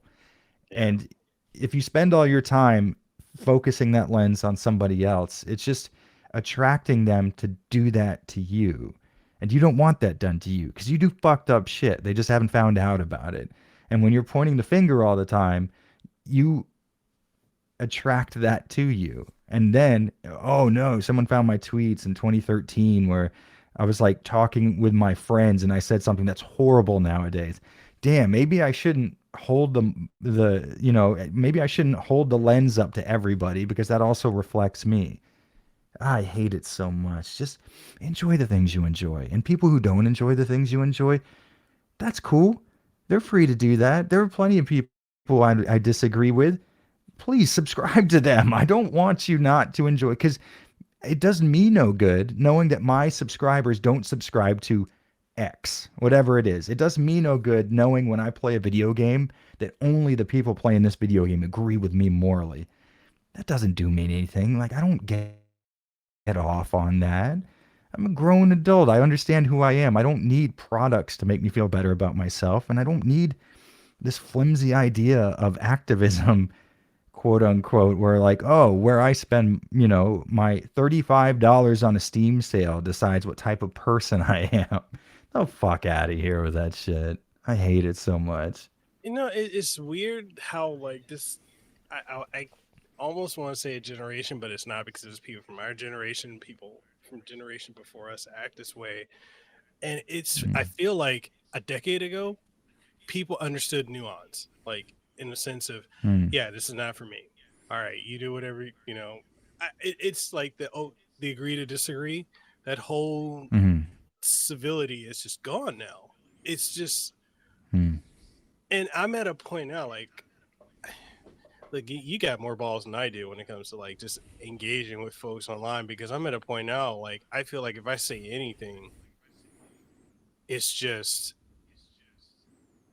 I don't know, it could be taken controversial. Like I've had a history of like flare ups of folks, and I'm just Mm, not now. I just take the approach of half times I just don't say anything.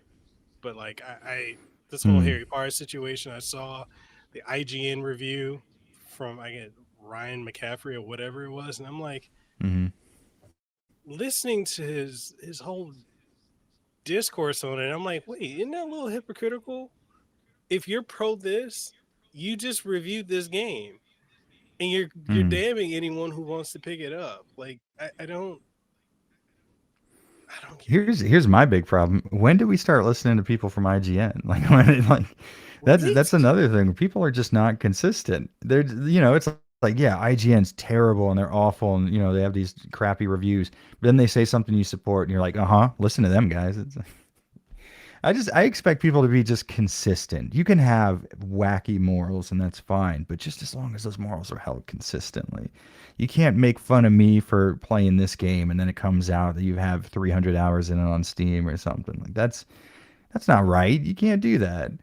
And as far as you expressing yourself honestly, you're making the smart move. It doesn't do me any good what I do.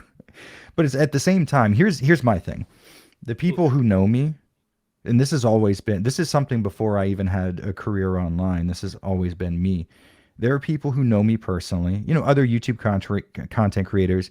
There are people, Susie, G Man Lives, like fucking really nice people who, just like you, I will DM and we have fun conversations. Uh, and then that's it.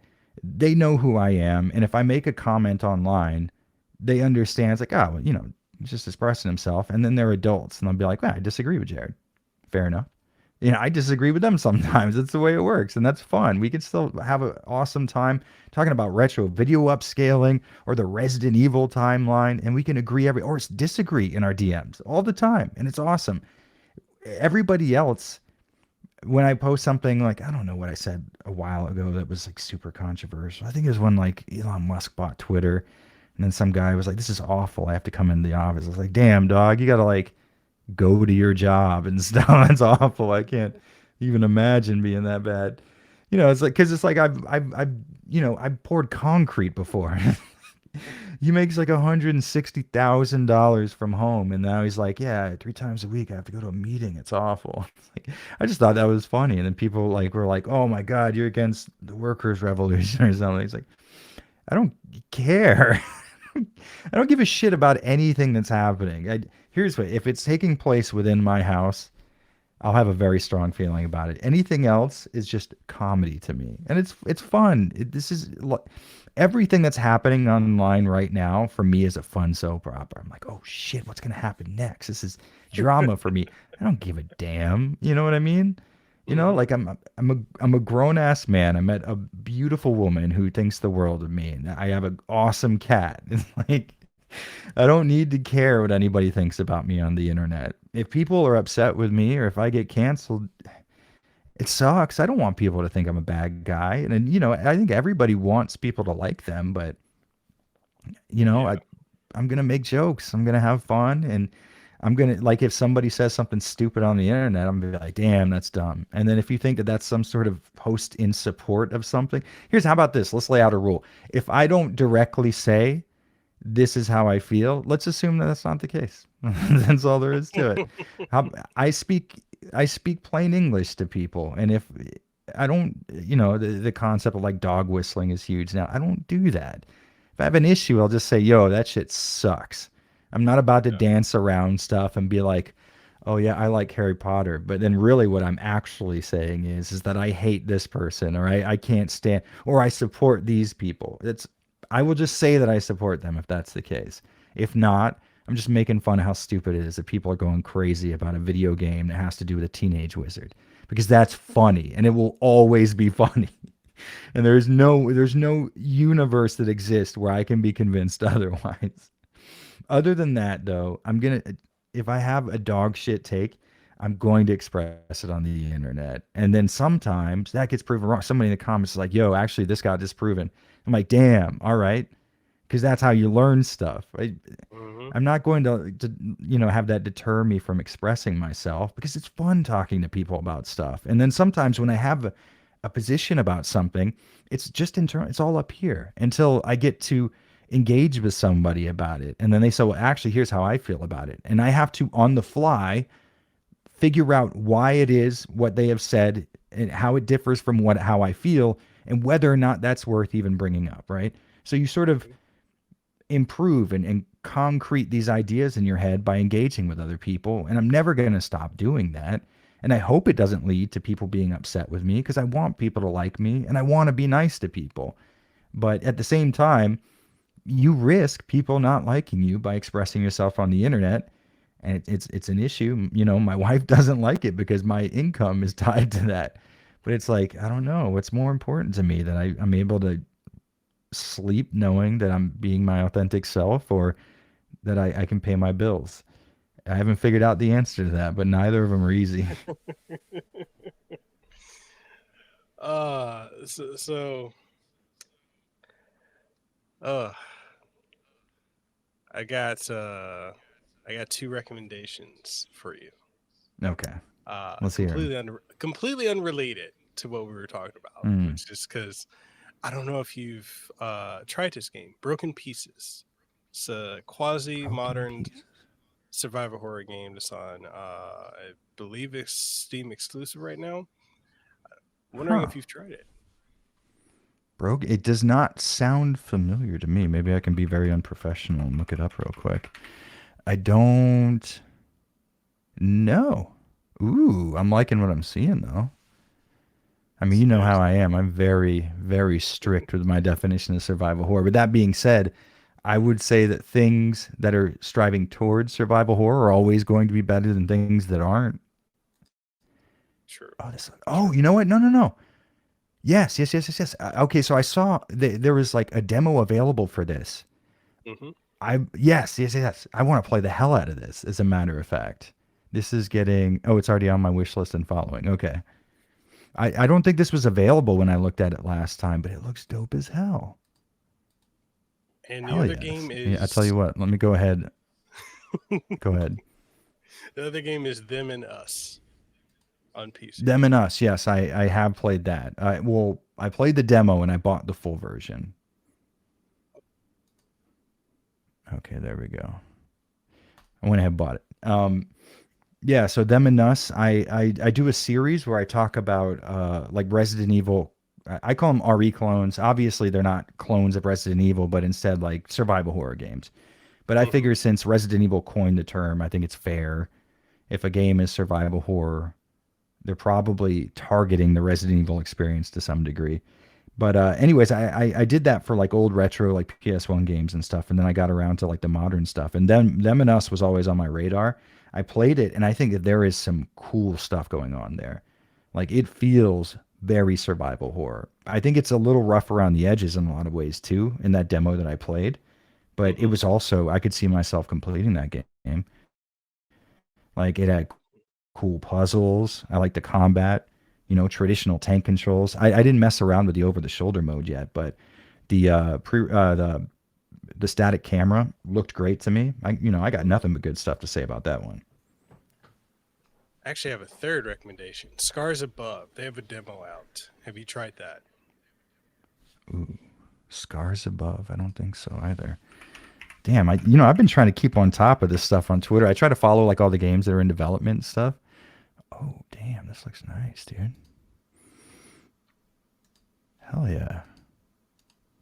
No, I don't think I've seen anything from this at all. This is a very like fantasy kind of like interesting. No, I never heard of this before. Yeah, I saw like the developer tweet about it, because it randomly popped up in my feed, and I went looking. I was like, no, I haven't seen anyone talk about this, and it was not on my radar. I found out about this like maybe this past week. I was like, and since I knew we were doing this, I'm like, okay, I need to ask Jared if he, or I need to recommend this to you because Oh yeah. the demo's pretty nice. Dude, you know what? If there's one thing that I can say Twitter has been a net positive for, it's developers putting out projects that I would have never heard of otherwise. Like, I found out about Signalis off of Twitter. Tormented Souls, I found out off of Twitter. Alyssa. All three of those games were just fucking bangers. And I genuinely wouldn't have known about them if I wouldn't have seen their developers, getting retweeted around or I try to follow anything that I see on Twitter that looks even remotely PS1, visually speaking. I'm gonna follow it, and so far that has not done me wrong. So yeah, Twitter is great for finding out about, there's a big survival horror sort of resurgence that's going on, and I can't even follow all the projects that are going on right now. Like there's probably, I might have 25 games that I'm following right now that are just in development that seem to follow some sort of survival horror format. And it's like, I know that there's more than that out there, and they're probably insane. So like, I'm super stoked about where game production is going right now because developers have this direct pipeline to the people who are going to play their games. It's really cool. And because I know you like JRPGs like me, this one popped up. I just sent it to you on Discord. It is called Threads of Time. Threads of Time. That might be new to me as well. Dude, do I not know about any video games? That's what's happening here? I guess that's what happens when you only play retro games. Threads of Time. Now, here's the question, though. Is this like an RPG Maker video game? Or is this like... Because that's the thing. I love RPGs, but RPG Maker games are like a class to themselves. I mean, the art style looks really good. It's giving me... Oh, is it like pixel art? Pixel art using kind of like a Euden Chronicle style, which I'm so hyped for this year. I can be down with that. Mm-hmm. So this they said this is their love letter to Chrono Trigger and Final Fantasy. Well, you're speaking my language at this point. Threads of Time, right? Yeah. Okay. I mean, it's sounding attractive to me. Every time I search it, all I'm getting is that PS1 game Threads of Fate. Which reminds me, I got to play that game too. Yeah, and the only other RPG I can recommend that I don't hear people talking about, if you are a Breath of Fire fan, is a game, and it's exclusive to Steam. They're working on it. It's called Tears of Magic, and it is that does sound familiar. Is very Breath of Fire 3, Breath of Fire 4 like. Ooh, that's a good thing to be aiming for. Because Capcom's not doing anything. Yeah. Yeah. Okay. Yeah. I'm following this as well. Hell yes. It has that sort of like pastel, almost isometric perspective, and it's got fishing. I mean, hell yes. God, I love modern day pixel art so much. Hell yes. That's just some of the things like you were saying, like that's some of the great things about Twitter. Like you'll see stuff, you find out about this stuff, and it's like, whoa, like, and I guess I kind of have started like curating my timeline to like I can just see certain things like that because like Mm, anything political and all this other stuff, I kind of just muted it because I'm like time and place for it. At least for me, that's my stance on it. yeah, Time and place. I don't want to see that because sure, it's like that's too much fair. of anything. Too much of anything can be negative. Mm, mm-hmm, But yeah, like these games, the ones that are coming up and the ones like broken piece. I'm enjoying it. It's got some jank. It definitely needs some tank controls. I don't know why it has fixed camera angles and no tank controls. That mm. just mm, A lot of developers fall into that pitfall for some reason. They're like, because people have this weird sort of like, what's the word?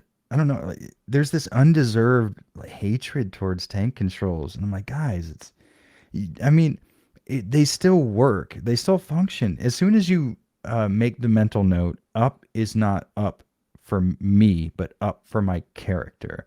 What mhm. direction is my character facing? Up will move my character forward.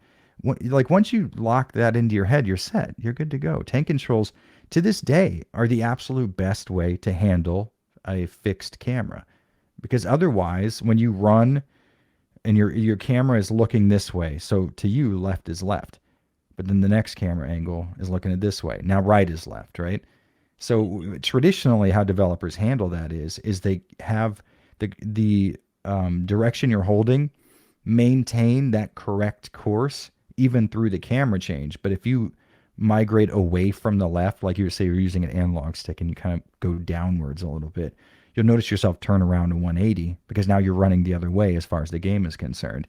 That's not an efficient way to have a player control themselves across multiple perspectives. But what is tank controls because up is always forward for your character no matter what the perspective is. It's the only control system that has ever been made to handle that style of camera. And I don't think we will ever get to a point where someone figures out a different way to do it because people have tried and failed. It's just hand controls and they work. They really do work. They're not as bad as everybody say they are. Give yourself. Have you ever played a fighting game where you tournament ready the moment you picked up the controller for the first time? Of course not. Give yourself like 10 minutes before you start to play the game proper to run around with tank controls, and you'd be like, oh, it's not that big of a deal. Like it's like controlling any other game. People, the over the shoulder style that RE4 had, which was essentially tank controls, was not very common at the time. But when people played it, they're like, oh, okay, I get it. So forward is always forward for my character. The only difference is the camera is always pointing that way, so it's also that way from my perspective. But like that wasn't common, and it wasn't common the way that you controlled yourself and how your camera was sort of close tight to the character.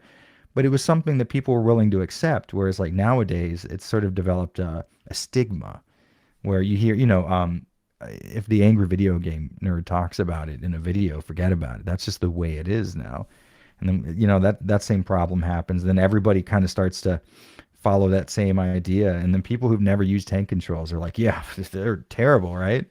I'm like, you're 12 years old. You haven't had a chance to play a game that uses tank controls. Come on. They work. They honestly really do work. I swear to you, I'm not crazy or there's something special about me where like tank controls work in my mind. If you put your hands on the controller and you remind yourself forward is always forward for your character, you're good. Yeah, If you have like an above room temperature IQ, you can use tank controls. I promise you. We can all do it. It's not a special skill that we've acquired. true. All right, man. Anything you want to leave the audience with before? Oh, actually, scrap that. One last thing. What arcades have you gone to Ooh. since you've been there? Oh, okay. So, interestingly, in Akihabara, there's been this weird change. They used to have these giant Sega arcades with a big Sega logo on them, and those recently changed over. Sega sold them. They are still arcades, but now it's a different. I think it's Gigo or Giga. I forget what it is. It's some like weird four-letter word. But there is one. I think it used to be Sega 3 that had a DDR cabinet in it. And they have a bunch of like what's the word? Like a music game kind of deal, like Guitar Hero Mm-hmm. and My. But I've been playing a lot of this one DDR cabinet because it has like a gent metal song on it, and I only play that song ever. But I probably go to that like every 2 weeks just to play that song on DDR. And then there is a Christ, this is gonna kill me. Not Namco, Taito. There's a Taito arcade in Akihabara as well, and there's a floor strictly devoted to fighting games. And I go to that floor pretty often because you can just get bodied in the game you thought you were the best at, and then you look over and it's like an 11-year-old kid who's just demolished you at Guilty Gear Xrd or something. I wish I went to more arcades, but like there hasn't been a good fighting game release in a while. So Mm-hmm. that's the only thing. Like for me personally, I don't. I play a lot of bullet hell shooters, so every once in a while I'll go to like a retro section of the arcade where they have a bunch of candy cabs with CRTs and old bullet hell games, and that's super fun. But for the most part, I will probably go back to the arcade when Street Fighter 6 is released. I'll say that much. Speaking of Street Fighter Six, what do you think of them focusing on putting all these celebrities in the game for the battle commentary? Eh, I mean, it's not the worst thing in the world. I don't think it's a very efficient way to spend money. I'd probably rather see that money go into like balance changes and like Yeah. making your characters really good. I would love to see that first, but it doesn't kill me. I'll be honest with you. Street Fighter 6 seems to focus very heavily on. So I think what the biggest problem is when newcomers come into fighting games, they don't like getting just demolished because they pressed a button. You know what I mean? Like if you've ever Mm-hmm. played Marvel vs. Capcom 2 or MVC 3, you'll know that there's that hit a button die, right? It's like, oh, Mm-hmm. of course. Why would I think I could hit, the punch button and now that's an entire life bar gone? They don't like that, and I get that, and that sucks. But I think Street Fighter 6 is sort of aiming to like, oh, but so newcomers can come in and play these games. That's fun. I like that idea, but I feel like if it's at the detriment of like the hardcore community that supports those games financially, that's another situation like Silent Hill 2 remake where it's like nobody thinks the dodge roll is what's going to make that game good, and you're not winning over the dodge roll crowd because you included it in your Silent Hill game. People who aren't going to play Silent Hill still aren't going to do it, and then they'll play other games that have better dodge rolls or whatever. I think it's the same problem with Street Fighter 6. They seem to make it very you know, four hit juggles or something like that. It doesn't seem very combo driven, at least compared to 5. I could be wrong about that because I sort of checked out with a lot of Street Fighter 6 stuff as soon as I didn't really like the look of the game. It's kind of Mm-hmm. weird. I don't know. I'm not huge into it. The one character they showed off who does like graffiti and has like spray paint for her ultra and stuff. She's cute as hell. I'd probably play as her because she has the only look so far that I've really like jived with. But Mm-hmm. other than that, I don't know. I'm gonna play it and give it a chance, but it's not wowing me so far, I would say. I honestly wish they kind of went with the art style, like similar to KOF 15 or Hmm. less cartoony Street Fighter 5. Because the minute you go for Hmm. this ultra realistic look, you're dating your game in 5 years, 10 years. Yeah. And it's like you want your game to stand test time. You look at Street Fighter games, with the exception of Street Fighter 1 and Original 2, people still play Super Turbo. They still play Hmm. Third Strike or Second Oh Impact. They yeah. still play Street Fighter 4. They still play 5. Hmm. And they still look good. I don't, well, four works. I It's think it does. People didn't like it at first, but I think looking back now, it's not. It doesn't look awful. yeah. But like going with the RE, and I understand they want to keep everything in house by making all their games RE engine, Hmm. but I don't know, man. Like that was kind of my issue with like Devil May Cry 5 because it's such a radical graphical shift, Hmm. and it just made me think of DMC remake. which people hated. So Here's the thing. I don't I'm know. gonna come out. I'm gonna say it. I enjoyed DMC Devil May Cry. I thought it was kind of cool. Like it was definitely edgy for the edgy crowd for sure. But it's like if you are gonna make an edgy character that is sort of I don't know. I don't think it was awful. I really liked how good the motion capture looked for the dialogue sequences and cutscenes and stuff. There's always that one scene that everybody points to, like this is an awful game, where it's like Dante is like fuck you, and then the monster's like fuck you, and then they go back and forth with that. And yes, that is stupid, but need I remind you, there's a scene in Devil May Cry 3 where Dante rides a missile that hits the roof, and like the explosion makes a heart around like can we please not act like the Devil May Cry games are the end all be all for like cinematic perfection? And we can admit that that scene probably would not have been out of place in a normal Devil May Cry game. I don't know, man. I had fun with it. It was like it was a poor man's Devil May Cry. So it wasn't as technically deep, but it was just as fun to play. My only issue with DMC Devil May Cry was what they did with Virgil. He was a bitch in that game. Hmm. Like I kind of liked compared how to he was the still sort of like, no, go ahead. well, like in comparison to like how he was in 3, where he was Mm, like noticeably stronger than Dante. But I mean, they mm, made him that in the DLC that I don't think people bother playing, and it's left on a mm, cliffhanger. And I'm like, I still want to know what happens next because it wasn't a terrible game. It really wasn't. mm.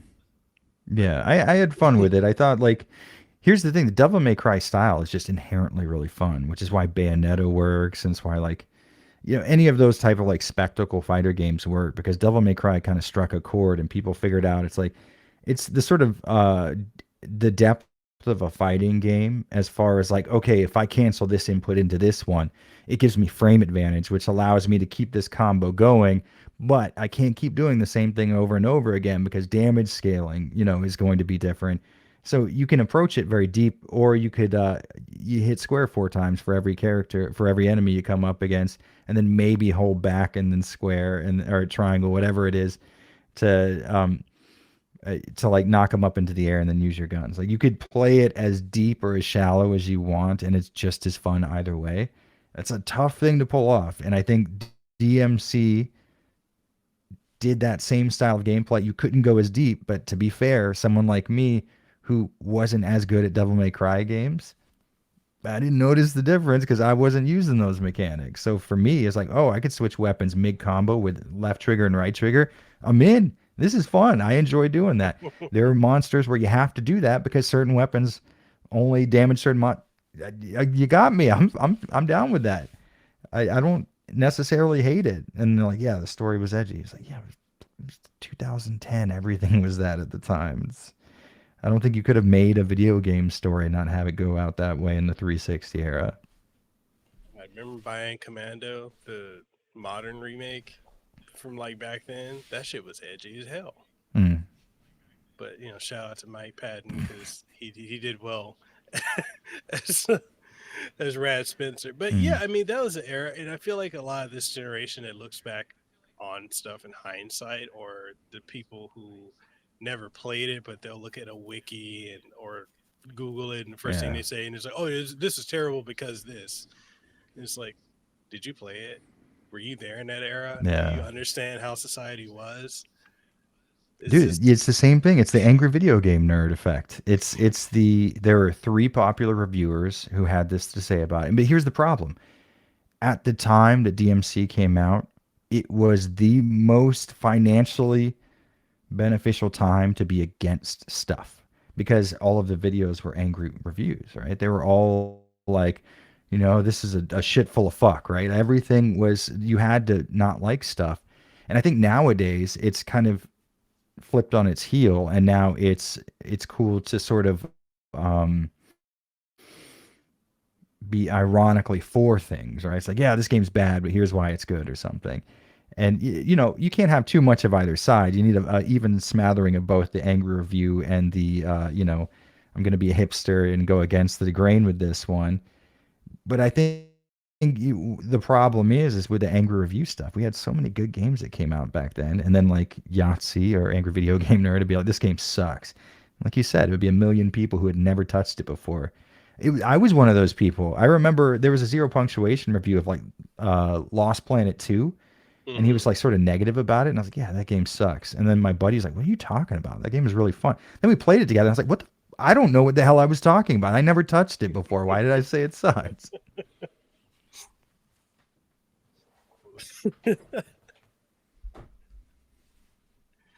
Can you imagine like if we had influencers back in like the 90s and early 2000s, Oh my god, the world like would be with such a gaming worse place. It'd be publications? insane. All of Or us, we were take so stupid in the 90s, dude. Like, that would be the worst. Oh I mean, we're man, that's stupid now, to be fair, but God, awful. I mean, oh that's man, my so political position is everyone's an idiot and I know everything. That's like that's my hey, entire ethos. I think I'd make a good influencer now that I think about it. That's the right mindset. you should go on TikTok and have like a 10-second video saying you're stupid and I'm awesome. I bet it would take off. Oh my god, wouldn't that be cool to have that blow up with like 10 million views? That'd be amazing. Instead of like, I don't know, putting like 180 plus hours into a 2 hour and 40-minute video about Silent Hill games. uh, so is there anything you want to leave people with before we go? I don't think that there's a single thing I haven't ranted about yet, to be honest with you. No, yeah, I think do this. It's very easy. This is my advice to anybody who might hear this. It's very, very easy to get emotionally activated about stuff. And I get that that's such a satisfying thing. It's like an itch that you have to scratch. But every once in a while, when you're interacting with people online, every once just give people the benefit of the doubt. Sometimes people who disagree with you don't hate you or they don't want people to die or something, but they just have a different opinion than yours. And that goes with video games. People who enjoy tank controls don't necessarily hate the analog stick or something, right? Like, just try your best not to get emotionally activated all the time and give stuff the attention that it deserves. So if someone's being mean to you, don't talk to them. That's fine. Don't let the internet rule how you feel about stuff because it'll make you terribly depressed. The highs and the lows are huge, but the lows aren't worth it. Make some friends, learn how to skateboard, and lift weights. That's my advice. Because I've run into a situation with what was the game came out? Babylon's Fall. So I played it, I Hmm. streamed it, I beat it, reviewed it, and I noticed I had a very different perspective of the game. Like I enjoyed it, but I enjoyed it Hmm. because I understood the mechanics of the game were an MMO, and Hmm. like MMO, because I play a lot of Final Fantasy 14, and none Hmm. of the other reviewers they were treating it like it's just a straight action game, and it's not. It's got a lot of MMO Right. mechanics. No one detailed that.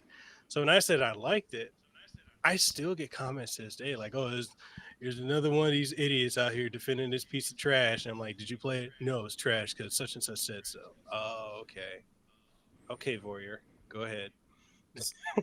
Yeah. There's no need for that. You could be like, here, let's take that situation and let's give it the most ideal setup.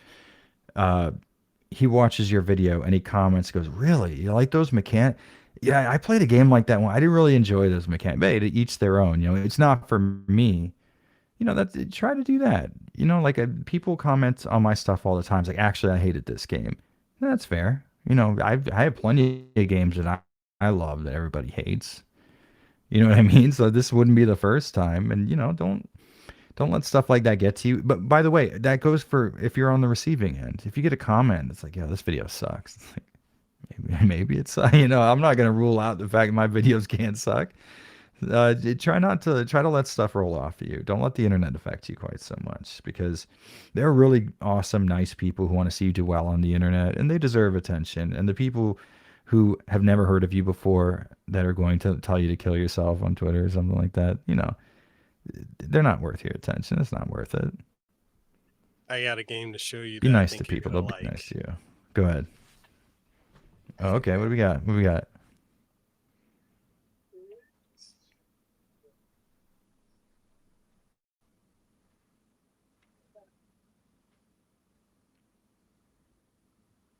He's got to dig through his stack of millions of games. Ooh, Kodelka, a combination of a strategy RPG and a survival horror game. Yes, sir. And out of that, because I had to add to it. I just need to get the third one. Ooh, there we go. I just got done playing Shadow Hearts for an RPG video I was working on. It's interesting how the voice acting is somehow better in Kodelka than it is Shadow Hearts. Right. Very Oh, cool man. series though. It And really the is. creator behind Shadow Hearts is making like a spiritual successor on Kickstarter. Is it Pennywise?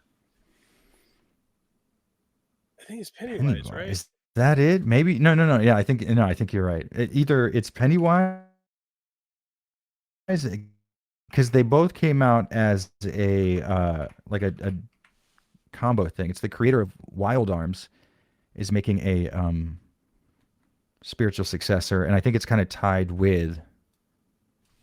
Oh God, this is gonna kill me. I can't find it because Pennywise only brings up stuff from it. Yeah, it. I think you might be right though. I think that is what it is.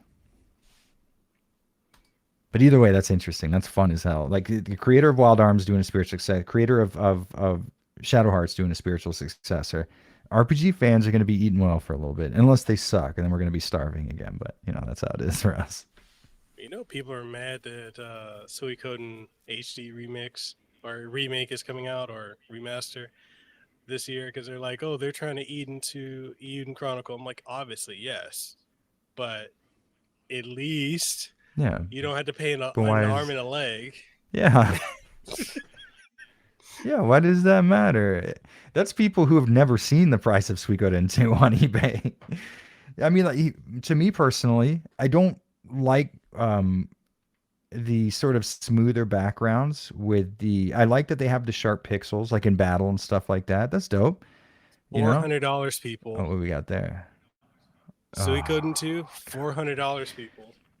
I'm lucky I got this if I cheap. didn't have my original copy, I wouldn't own it. Honestly, I, Right? I I truly would, and I couldn't see myself spending that much money. You know me, I have a $20 limit. I buy things in lots on eBay, and I don't pay more than so each game has to equal no more than $20, or else I don't touch the lot. But I don't like spending more than $20 on video games, and I usually don't. I've only broken that rule maybe twice for a retro game, but I don't think I could see myself spending more than $70 for a retro game ever.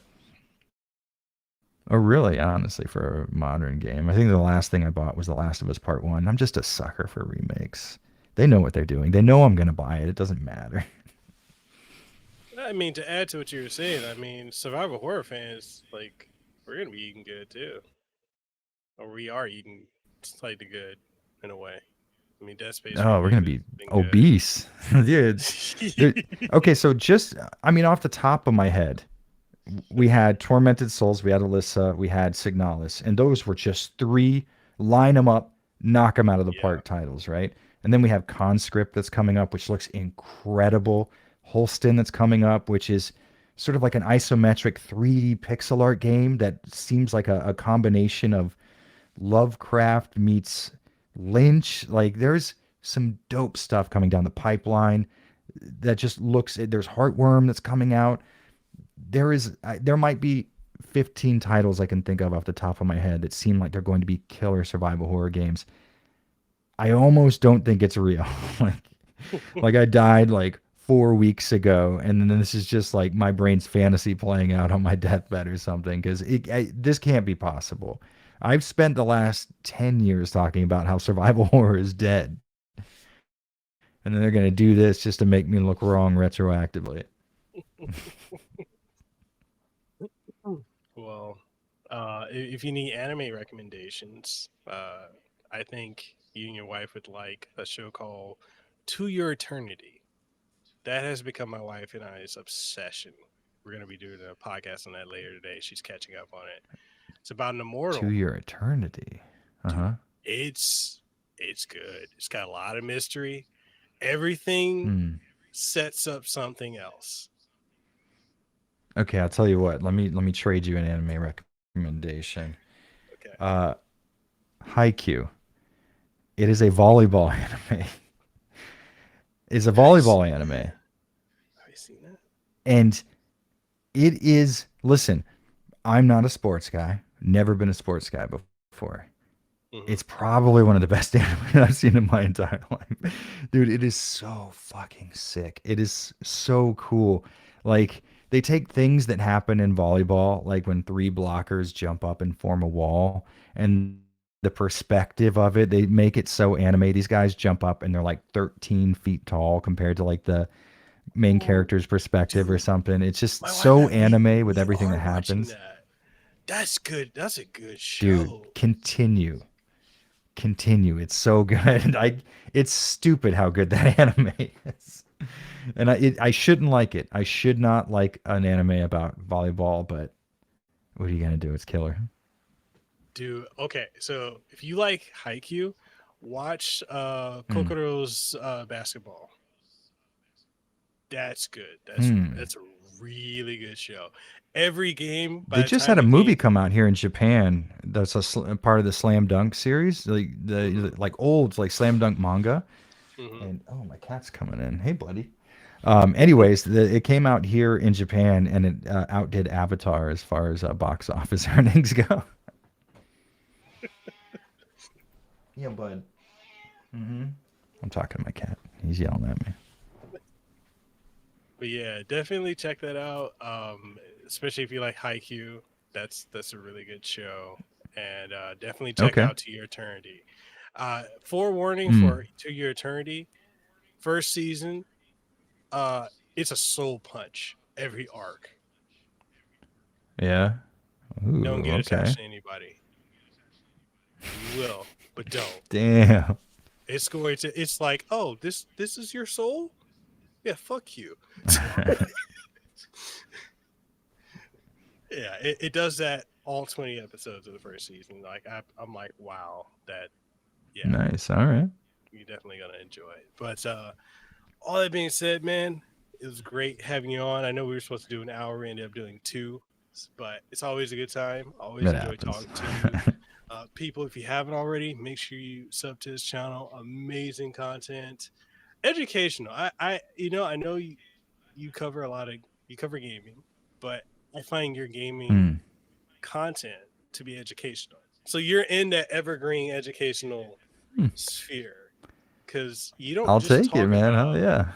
I mean, like realistically, you don't just talk about okay, this is how the game controls. This is and this. You talk about how it came to be, the backstory. You give that information out. A lot Hmm. of people, you know, and we give game journalists these days a lot of shit, but I mean they don't put in the type of effort that you, G Man lives, my jeweler. Oh my god, his stuff is Hmm. fucking good. Yeah.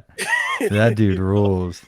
He's you killer, know, man. I found that guy when he had like 2,000 subscribers. And I was like, you need 20,000 times this immediately. right? And just like the type of deep dives you guys do is Susie Swear like that's educational Mm. content that's just really good. If so anyone wants to learn about the games that you guys are covering, yeah, make sure you go sub to them. And yeah, man, and plug anything. Mm. If there's anything you want to plug, go ahead. I think just the channel Avalanche Reviews and the Twitter is Avalanche Jared, Jared. Um, I don't have a creative title for my Twitter. I think that's about it. I don't have anything else. Yeah, that's it. Right. And with that being said, people, we'll catch you guys on the next episode. Stay safe, be blessed, have aloha, and we'll see you around. Hey, this is David Hayter. You may know me as the screenwriter of films like X-Men, X-Men 2, and Watchmen, but you probably know me best as the voice of Solid Snake from Metal Gear Solid. And you're listening to Hawaii's #1 podcast, the Casanova Podcast. Kept you waiting, huh?